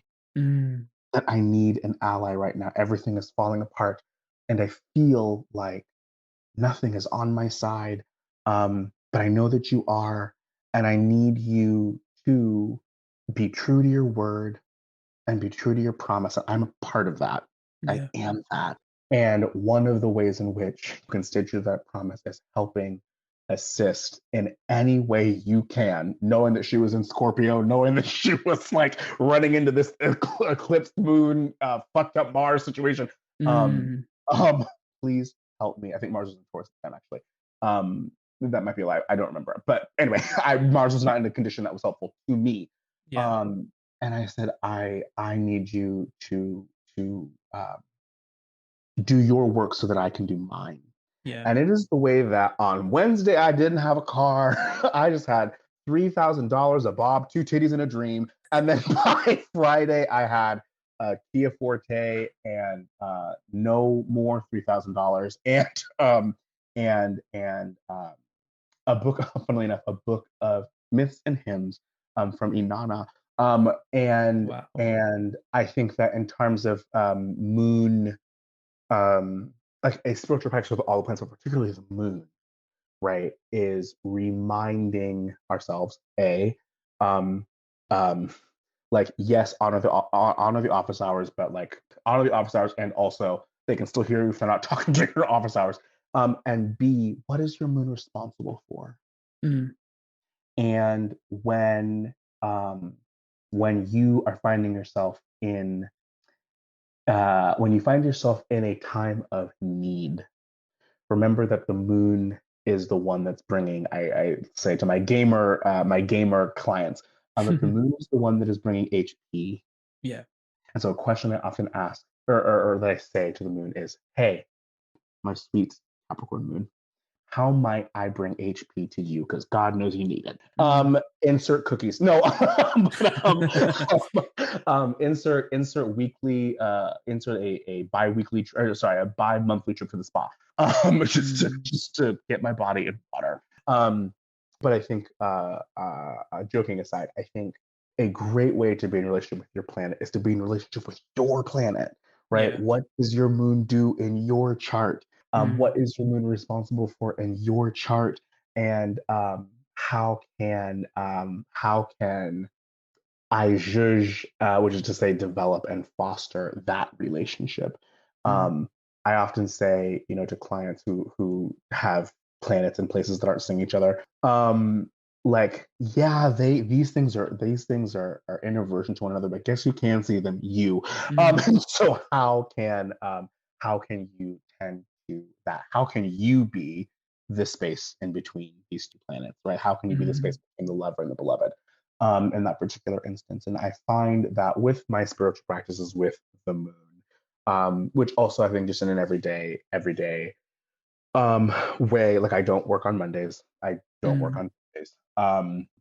I do a lot of that. If I can be in water on Monday, that is a thing. The moon needs it.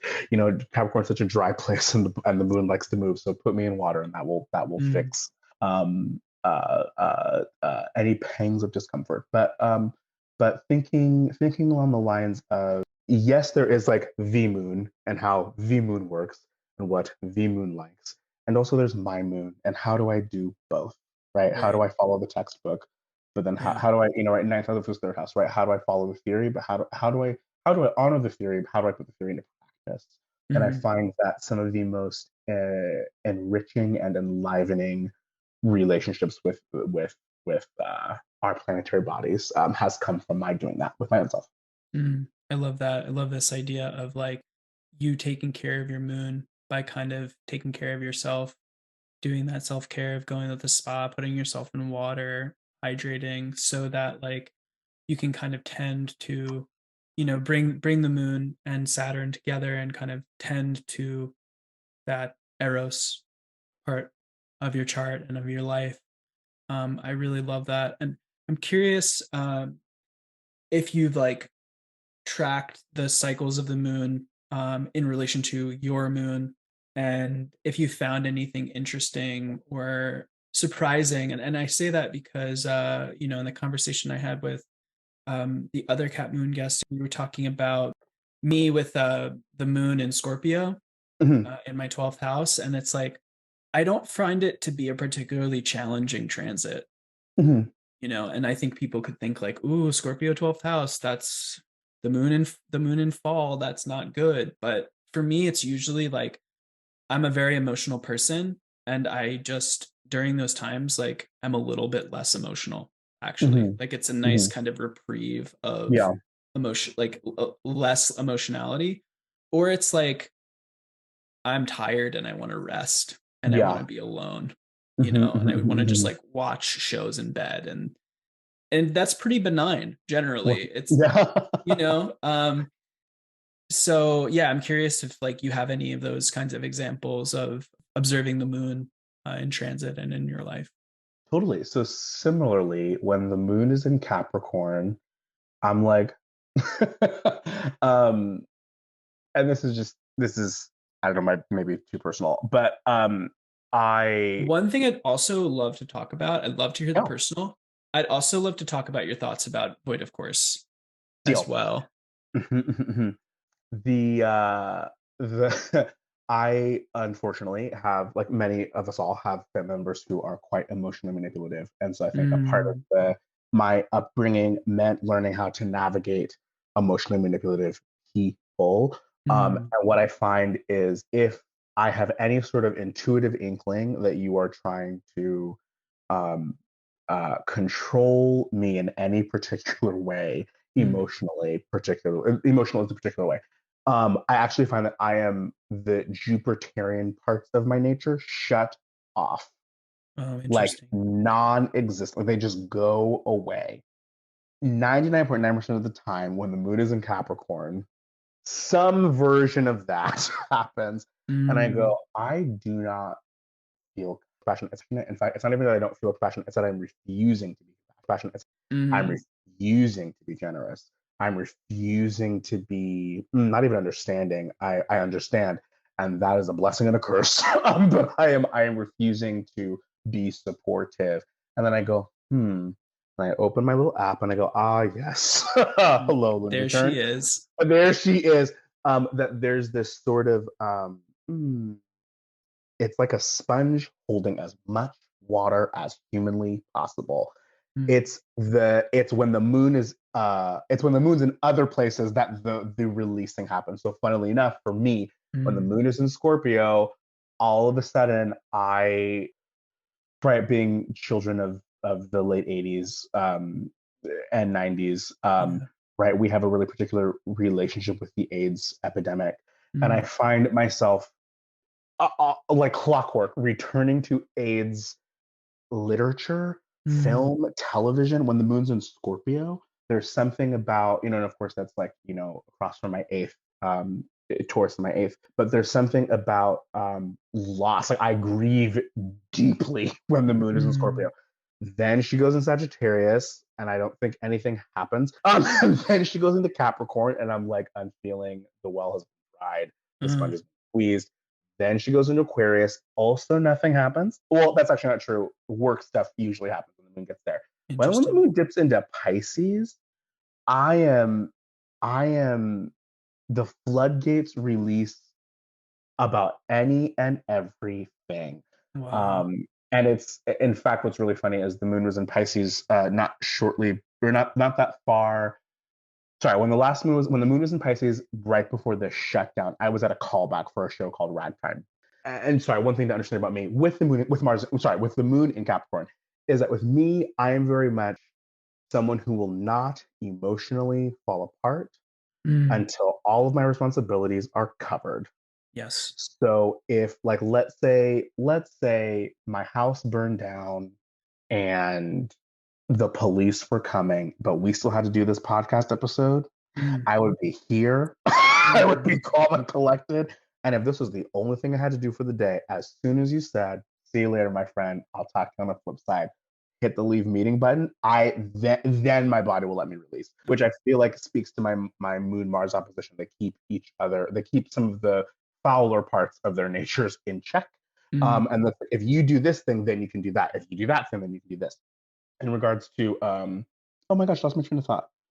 Can I Um, comment on that really quickly? please, yes. Actually, because the other guest that I spoke to yesterday, she was talking about her ability to compartmentalize as well. And I feel Mm-hmm. like that is a very Capricornian thing of like Earth can be divided very easily.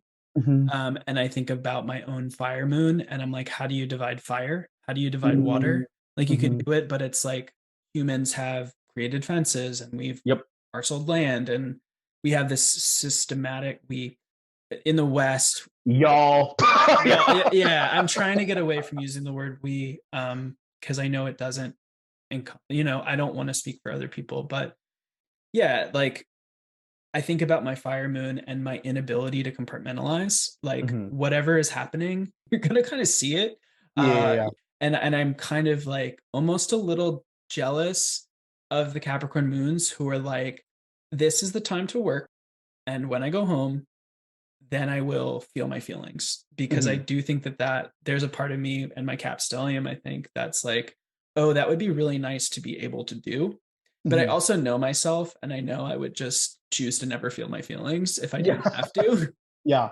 Yeah. Um, so yeah, It's that it's just remind me of that.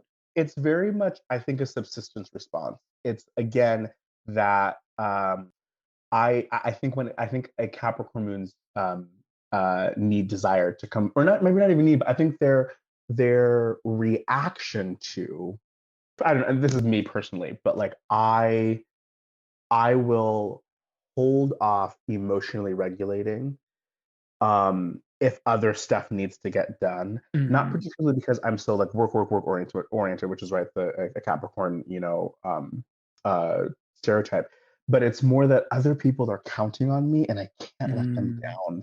And turning the camera inward completely, when they are still relying on me to do X, Y, Z, ABC, 1, 2, 3, is something that I cannot entertain. Yeah. Um, and I think that's a subsistence response. I also think Mm. that's a Mars and Cancer Moon opposition situation. That Yeah. like it's for the other that I won't emotionally regulate, and as soon as they're taken care of, then we're gonna go cry like a flood in the back. But like it's something that won't get seen. Something it's actually really funny. Something that a habit that I fostered while working for the Walt Disney Company is something they say all the time is if you feel yourself getting emotional, go. Mm. If you feel yourself in a situation with a guest, I mean, I was a performer, so my contact with the guest was not intimate at all. It was very much a and then Yeah. and then Uh-huh. go away. I loved them and left them. But Mm. they said if you find yourself in a space where you cannot um, keep it together, leave and Mm. then come back. And you don't need to go into the ballyhoo of why you need to leave. Just say, I'm so sorry. I'm gonna take a minute. I'll be back with you when I can, when and if I Mhm. can, and just left. And I wish someone had taught my younger self that later, Mm. because I think a healthier Capricorn attitude is to say, you know what, I need to delegate authority. You Yeah. handle this. This is what they need, and I will see you guys in 20 minutes so I can go do the thing. Because that subsisting emotionally regulate later attribute is is helpful, and it will keep your ass together. Like that's one. Yeah. If I have something nice to say about the Capricorn moon, is that it will keep your ass together. However, we still have emotions. We still have to, be mindful of our bodies and our things and all that stuff. But I find that when the moon dips into Pisces, all feelings at the drop of a hat, whatever the Capricorn rule is refusing to let me emotionally regulate, it's like, oh, okay, well now you don't need to do that, and it all kind of comes out. So there's as soon as the moon leaves one water sign and goes into the next. That's like my 5 sign Mhm. period of Mhm. emotional regulating that happens in terms Yeah. of tracking. I think the other tracking thing, which is interesting to note, anytime I have job and or career related stuff happening to me, the moon is almost always in Cancer, Mm, almost always touching my MC, which is in Cancer, or yeah. touching my Mars. And the reason I say job related and or career is that I think I often expected Mars moon stuff because that's my sixth, to sort of do the random pesky, things that I do to like pay my bills, but not necessarily my career. But Right. whether it's career, any work I do out in the world, I always have moon activation.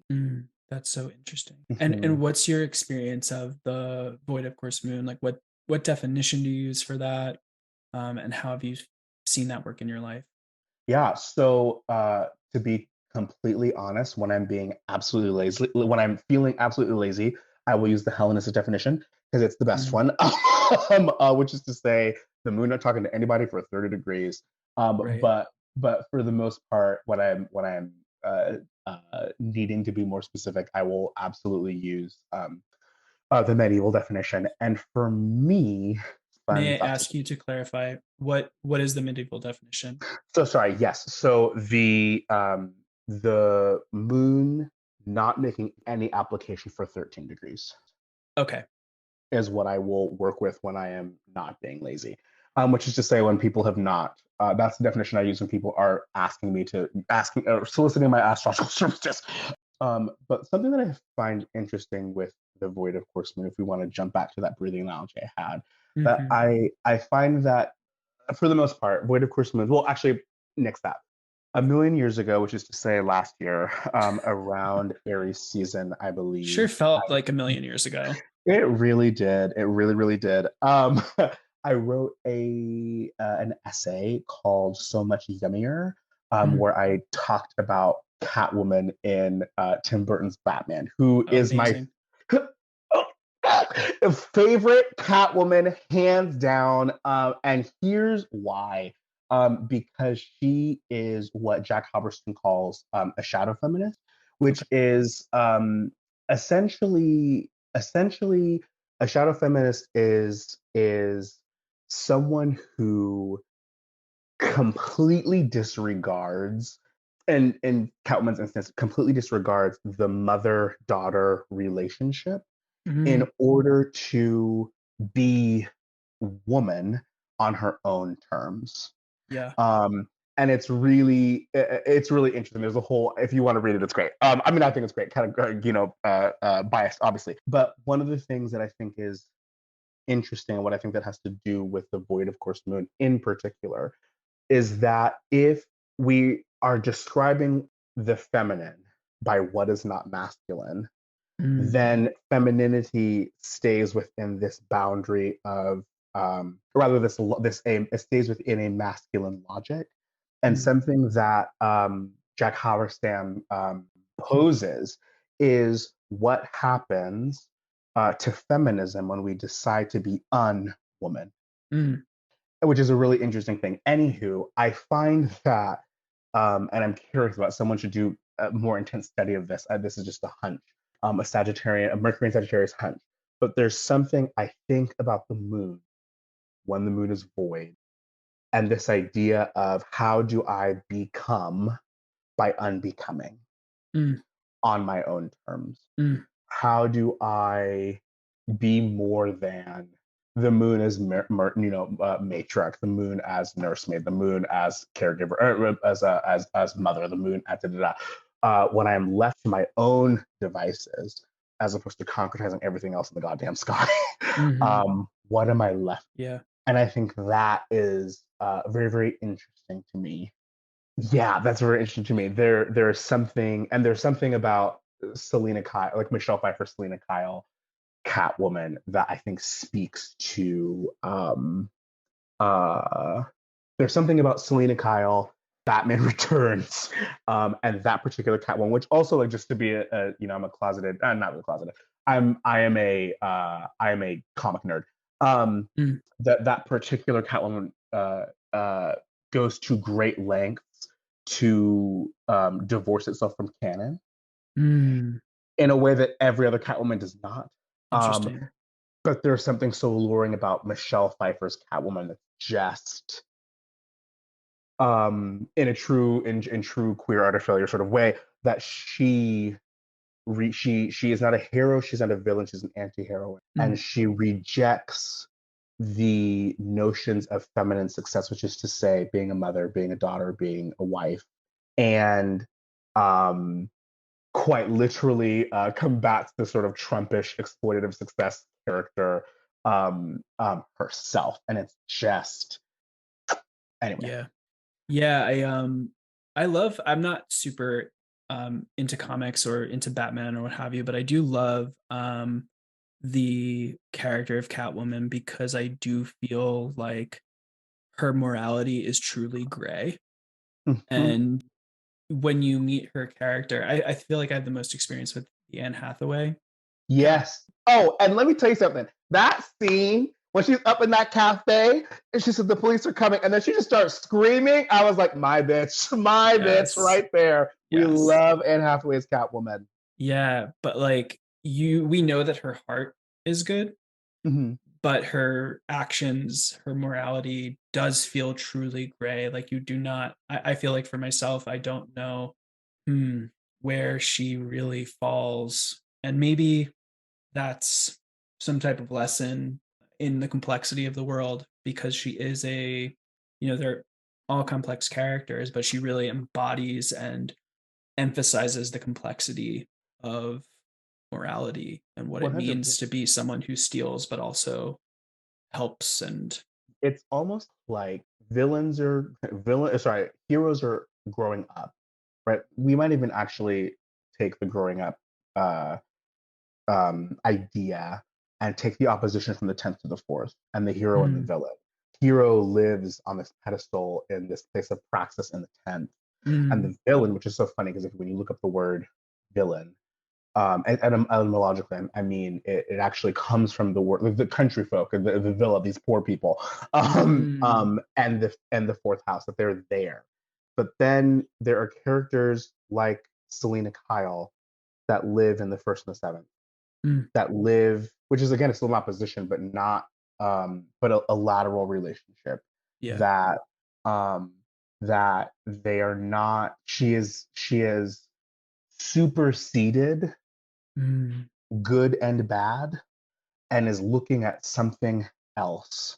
For Selena Kyle, and in that particular Batman Returns, um, it's not just revenge and retribution, but it's I mean, yes, it's revenge, yes, it's retribution, but there's a third quality, there's something else that is mm, again not interested in good and bad, which into the things that are important, they are, but they aren't to her.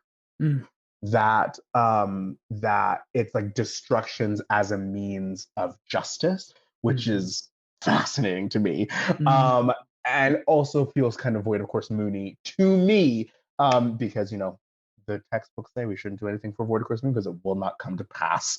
And there is something delightfully chaotic about those. Yeah, you return to this idea of laterality, and I think something that stands out in relation to moral grayness and the relationship of the first and the seventh is that the seventh is interestingly feels like a very gray kind of house.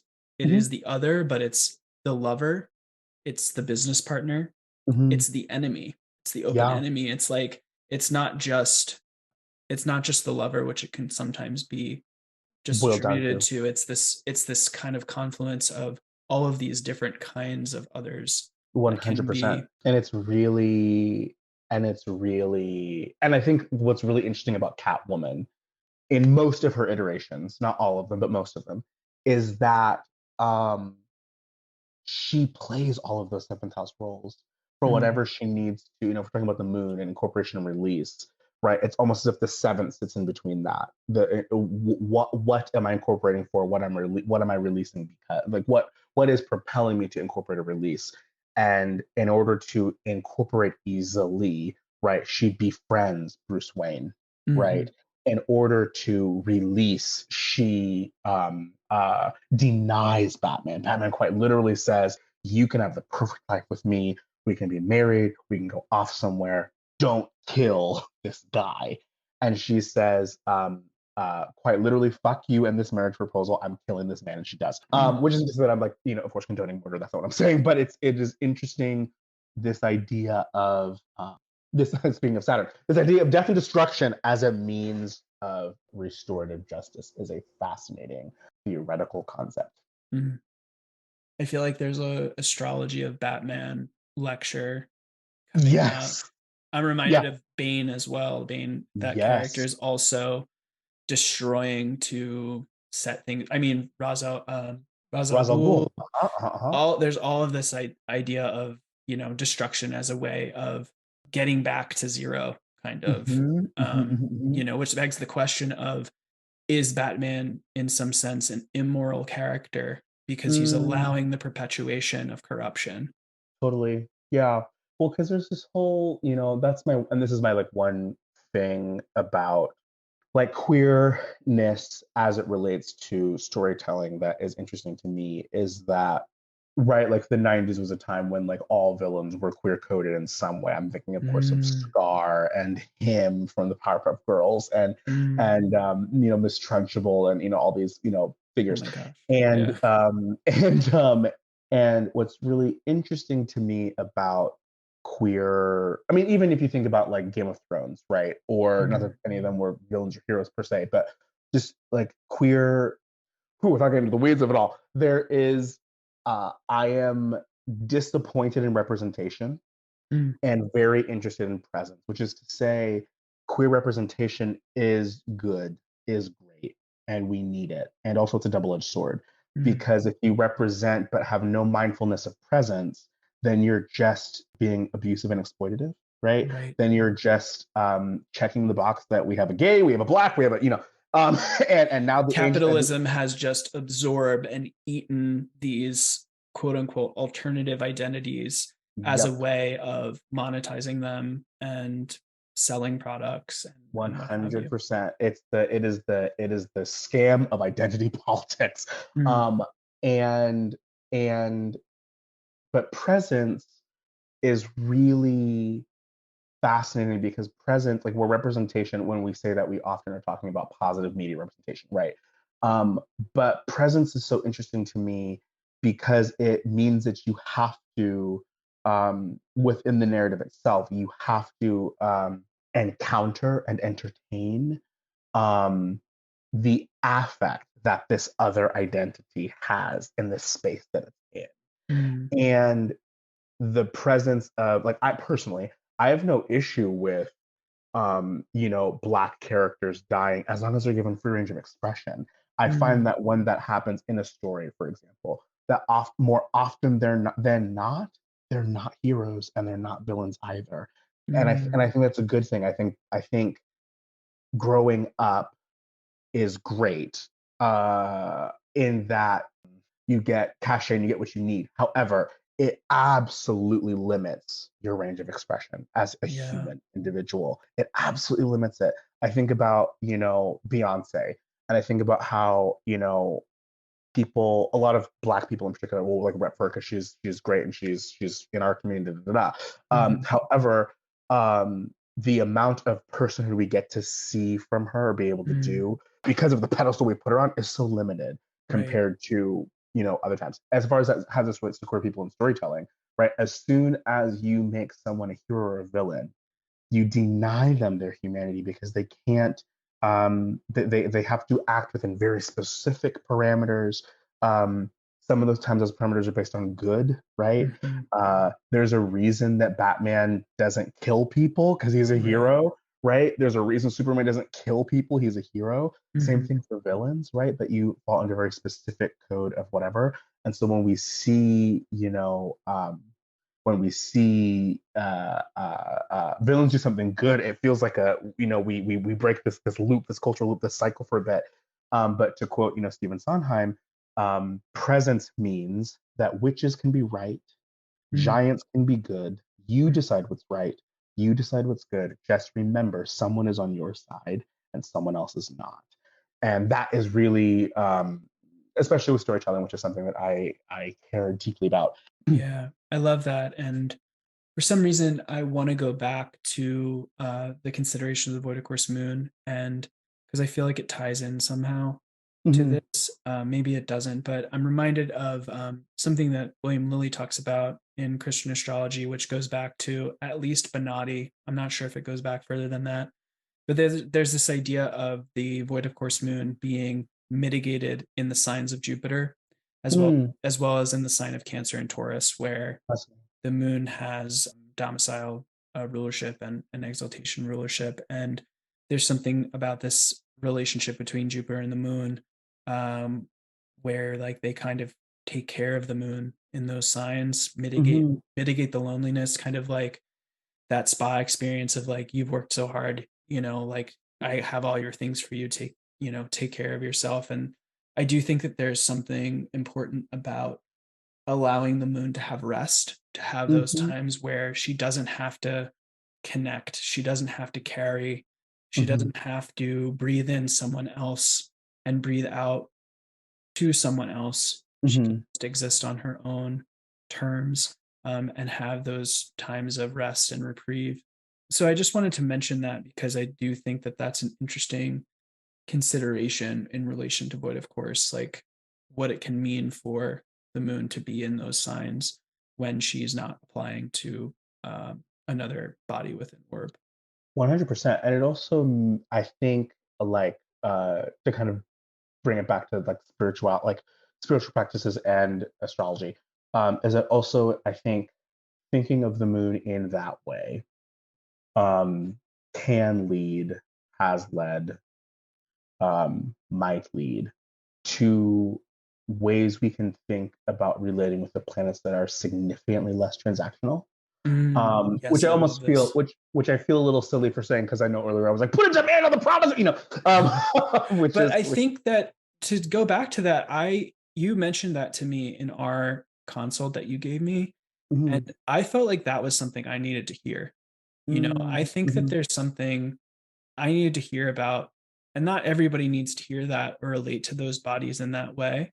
But I think that there's something about holding somebody else to account so mhm, that you are more, I think for me, like feel more responsible. I feel mhm, more mindful of the ways that I've made promises and need to uphold those mhm, promises, mhm. and so I wanted to say I thought that that was very important for me to hear. Thank you. So yeah. Thank you, because I left that conversation going, "Oh God, I hope." Like, I don't know. It very much comes from my, oh gosh, what's that Bible verse? Come boldly into the throne room of grace, and know that because of your relationship with the Father, that you can encounter Him and not fear death like they did in the Old Testament, right? And I think the same thing Mhm. is true. While I'm not a practicing Christian, I think the same thing is true, that know that you can come to them boldly with Jupiterian boldness, right? Mm. If Jupiter's all about abstract connection, what is more abstract than these planets in the sky? I think we can come to them and say, "I need you to do your work so I can do mine." Mm. Um, anyway, with the moon and being bored, of course, and thinking of thinking of planets in that particular way, I think it leads us to relationships with the planets that are less transactional, that are less, I need this, I need this, help me out, and more along the lines of things like planetary charity Mm. and things like, in fact, we were talking about this, or we spoke about this in our consult, and I've been thinking about it a lot lately, but this Mm. idea of how do I cultivate a place for the Venusian to occur? How Mm. do I create an environment, where Eros, how do I create an erotic environment where anything can happen as a Yeah. means of honoring Venus? I'm Right. not trying to do it so I can have a baby or start a theater company or, open a casino. I'm just Mm. doing it because, I want to hold space for, Venus in any way Yeah. that I can.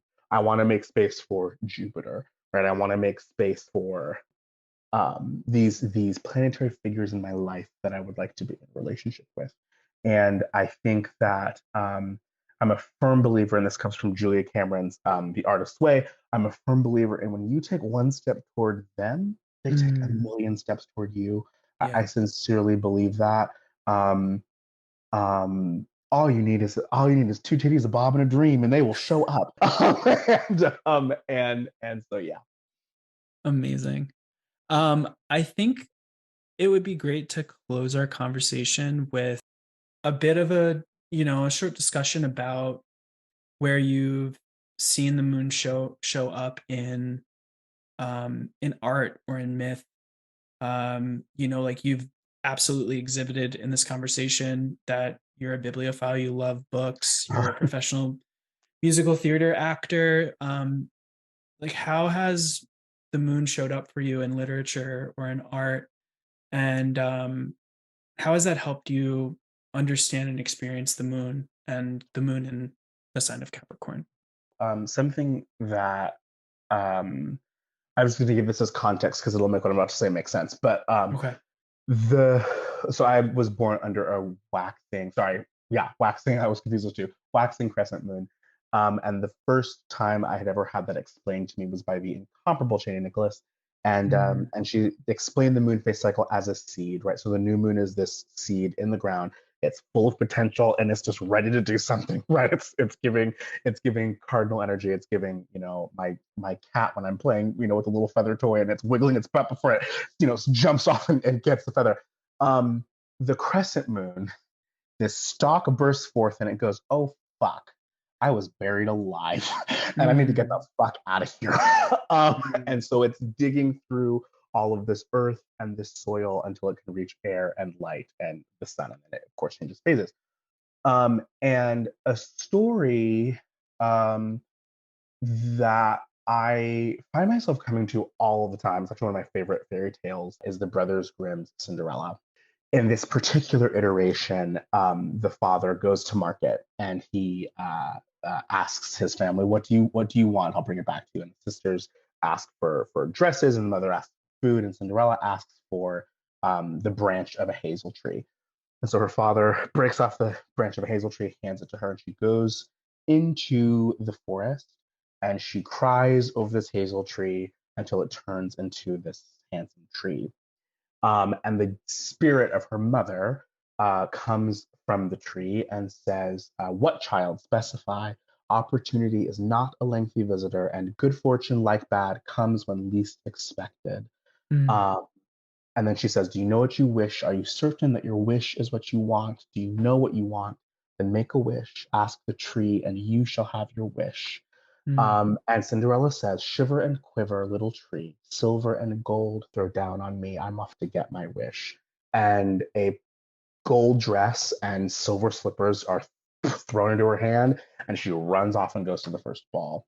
mm, And that story is so waxing crescent Capricorn moon to me, mm, that there's nothing about that particular moon that necessarily halts agency. In fact, you need the tumult and you need the familial conflict in order to bring you to the tree, mm, in order to handle all your responsibilities and then go emotionally regulate. And then there's something about and then your ancestry says, "What is it? What do you want?" Right? It's not, "Oh, I'm sorry you're mm, crying. Let me help you." It's, "What do you want?" mm, Right? It's like that Aphrodite. It's like the poem that Anne Carson translated, where Aphrodite is saying to Sappho, "Who wronged you now? Who did this thing to you now? What tumult are you in now?" Right? And that's how the Moon in Capricorn, I feel she is to me. What do you want? Specify. Opportunity is not a lengthy visitor, and good fortune, like bad, comes when least expected. If you know mm. what you want, ask the tree. Um, and the amount of times, if you were to catch me in my neighborhood late at night hugging a tree crying and singing that, while the moon is in Capricorn, you would be touched. Other people might call the police. I would definitely be touched for sure. I would love to see that. But that particular story has been one that will stay with me for a lifetime. I love that. One follow-up question with that, because you mentioned ancestry, and I was asking on Twitter if people had any questions for cat moons that I was kind of speaking with this week. And I'm curious if there is any element to working with your moon and your Saturn to doing some kind of ancestry practice. Oh, Mm, no. Mm. Um, no, only because, well, I'll say this. I do have a ancestry practice. However, it is not astrological by any stretch of the imagination. Hmm. Um, for no other reason than it's not. Um, um, in fact, like right in my chart, Mars Moon opposition um belies right struggle or conflict with family. um, and I feel like my life has been, how can we pick family that we choose? Right. How can we, and in doing so, how can we honor um, the lineage that we're a part of that Mm. spreads louder like a sentence? And Mm. so, in fact, on my altar at home, there is a picture. And on the back of the picture, I write names. It's there's so many names on it. It's I need to get another picture, a bigger picture, so I can write all the names. But it's names of um, people who are in that sentence, in that lineage, a part of that, and they're people that I pray to, say blessings over, all those kinds of things. Mm. And that is probably the closest. Ancestry might not be the right word, but lineage is most certainly a good one. That there is a lineage of love and learning that I absolutely honor. And Mm. that is very Cap Moon fourth IC to me. Yeah. It also feels very apropos for what you described about the moon in Scorpio. I feel like Mm-hmm. that's a kind of honoring of chosen family ancestry practice. Totally 100%. Well, and also like it is people who are very dead and very alive. That Yeah. they are there's a it's so funny. It was I I'm not a like I like comics, but I'm not a big fan of Marvel. I really only watched it for the fashion. And, Amazing. WandaVision is something I watched because I'm gay. And then Black Panther because I'm black. But I was watching Black Panther too, and there's a scene between Angela Bassett, who plays Queen Mother, and Lupita Nyong'o, who plays a character whose name I'm forgetting. Anyway, when they meet after not having seen each other for a very very long time, and they didn't she Lupita Nyong'o's character did not go to Chadwick Boseman's funeral, like not her the real character, the Black Panther. She didn't go to the Black Panther's funeral, and the Queen and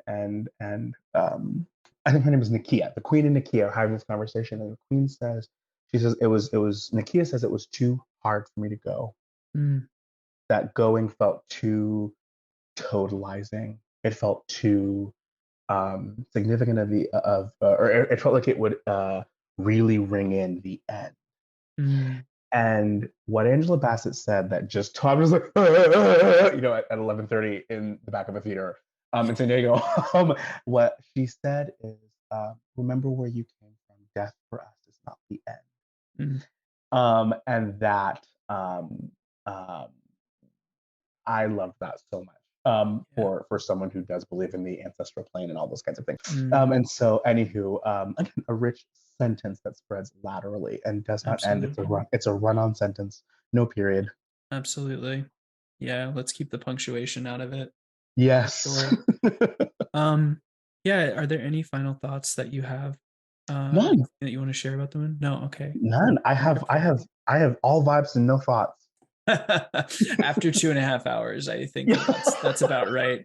Um, yeah, thank you so much for the generosity of your time and for Oh, it's my sharing your pleasure. brilliance and meeting with me today to talk about your experience. It's been lovely. Thank you, EY. Thank you. My pleasure. Yeah. So where can we find you? Is there anything that you're working on that you would want to share with us? Of course. So if you're looking to find me cutting up and acting crazy, um, go to at EY Washington on Twitter or Instagram. If you're looking at me do some a little more formal things, go find me formal writing. Rather, go to my Substack, which is no more faggots.substack.com, which is a writing space in which I try to look at how can we articulate a world where desire is divorced from identity, Mm. and gender. And then if you're trying to look at me do like purely astro stuff, then you can go to let'sembodyheaven.com, where I am a consulting astrologer, and you can book with me there. Yeah. everybody get a consult with EY. It was an Wow. amazing experience. Thank you. I will link all that stuff in the show notes and be sure to include that there. So thank you again, EY. I really, really appreciate this. And thank you so much. Thank you, my friend. It was a pleasure to be here.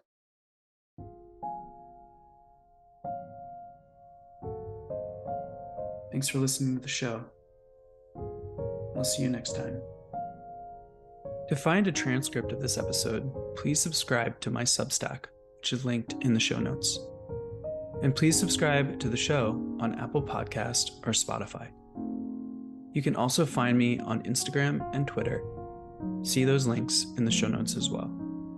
Please feel free to follow me there and let me know that you found me from listening to the show. If you have any questions or feedback on the show, please feel free to email me at sphallhorary@gmail.com. In the show notes, you can also find links to the websites of the astrologers and other resources that I mentioned in this episode, as well as links to the cover art and the intro and outro music. Thanks. See you next time.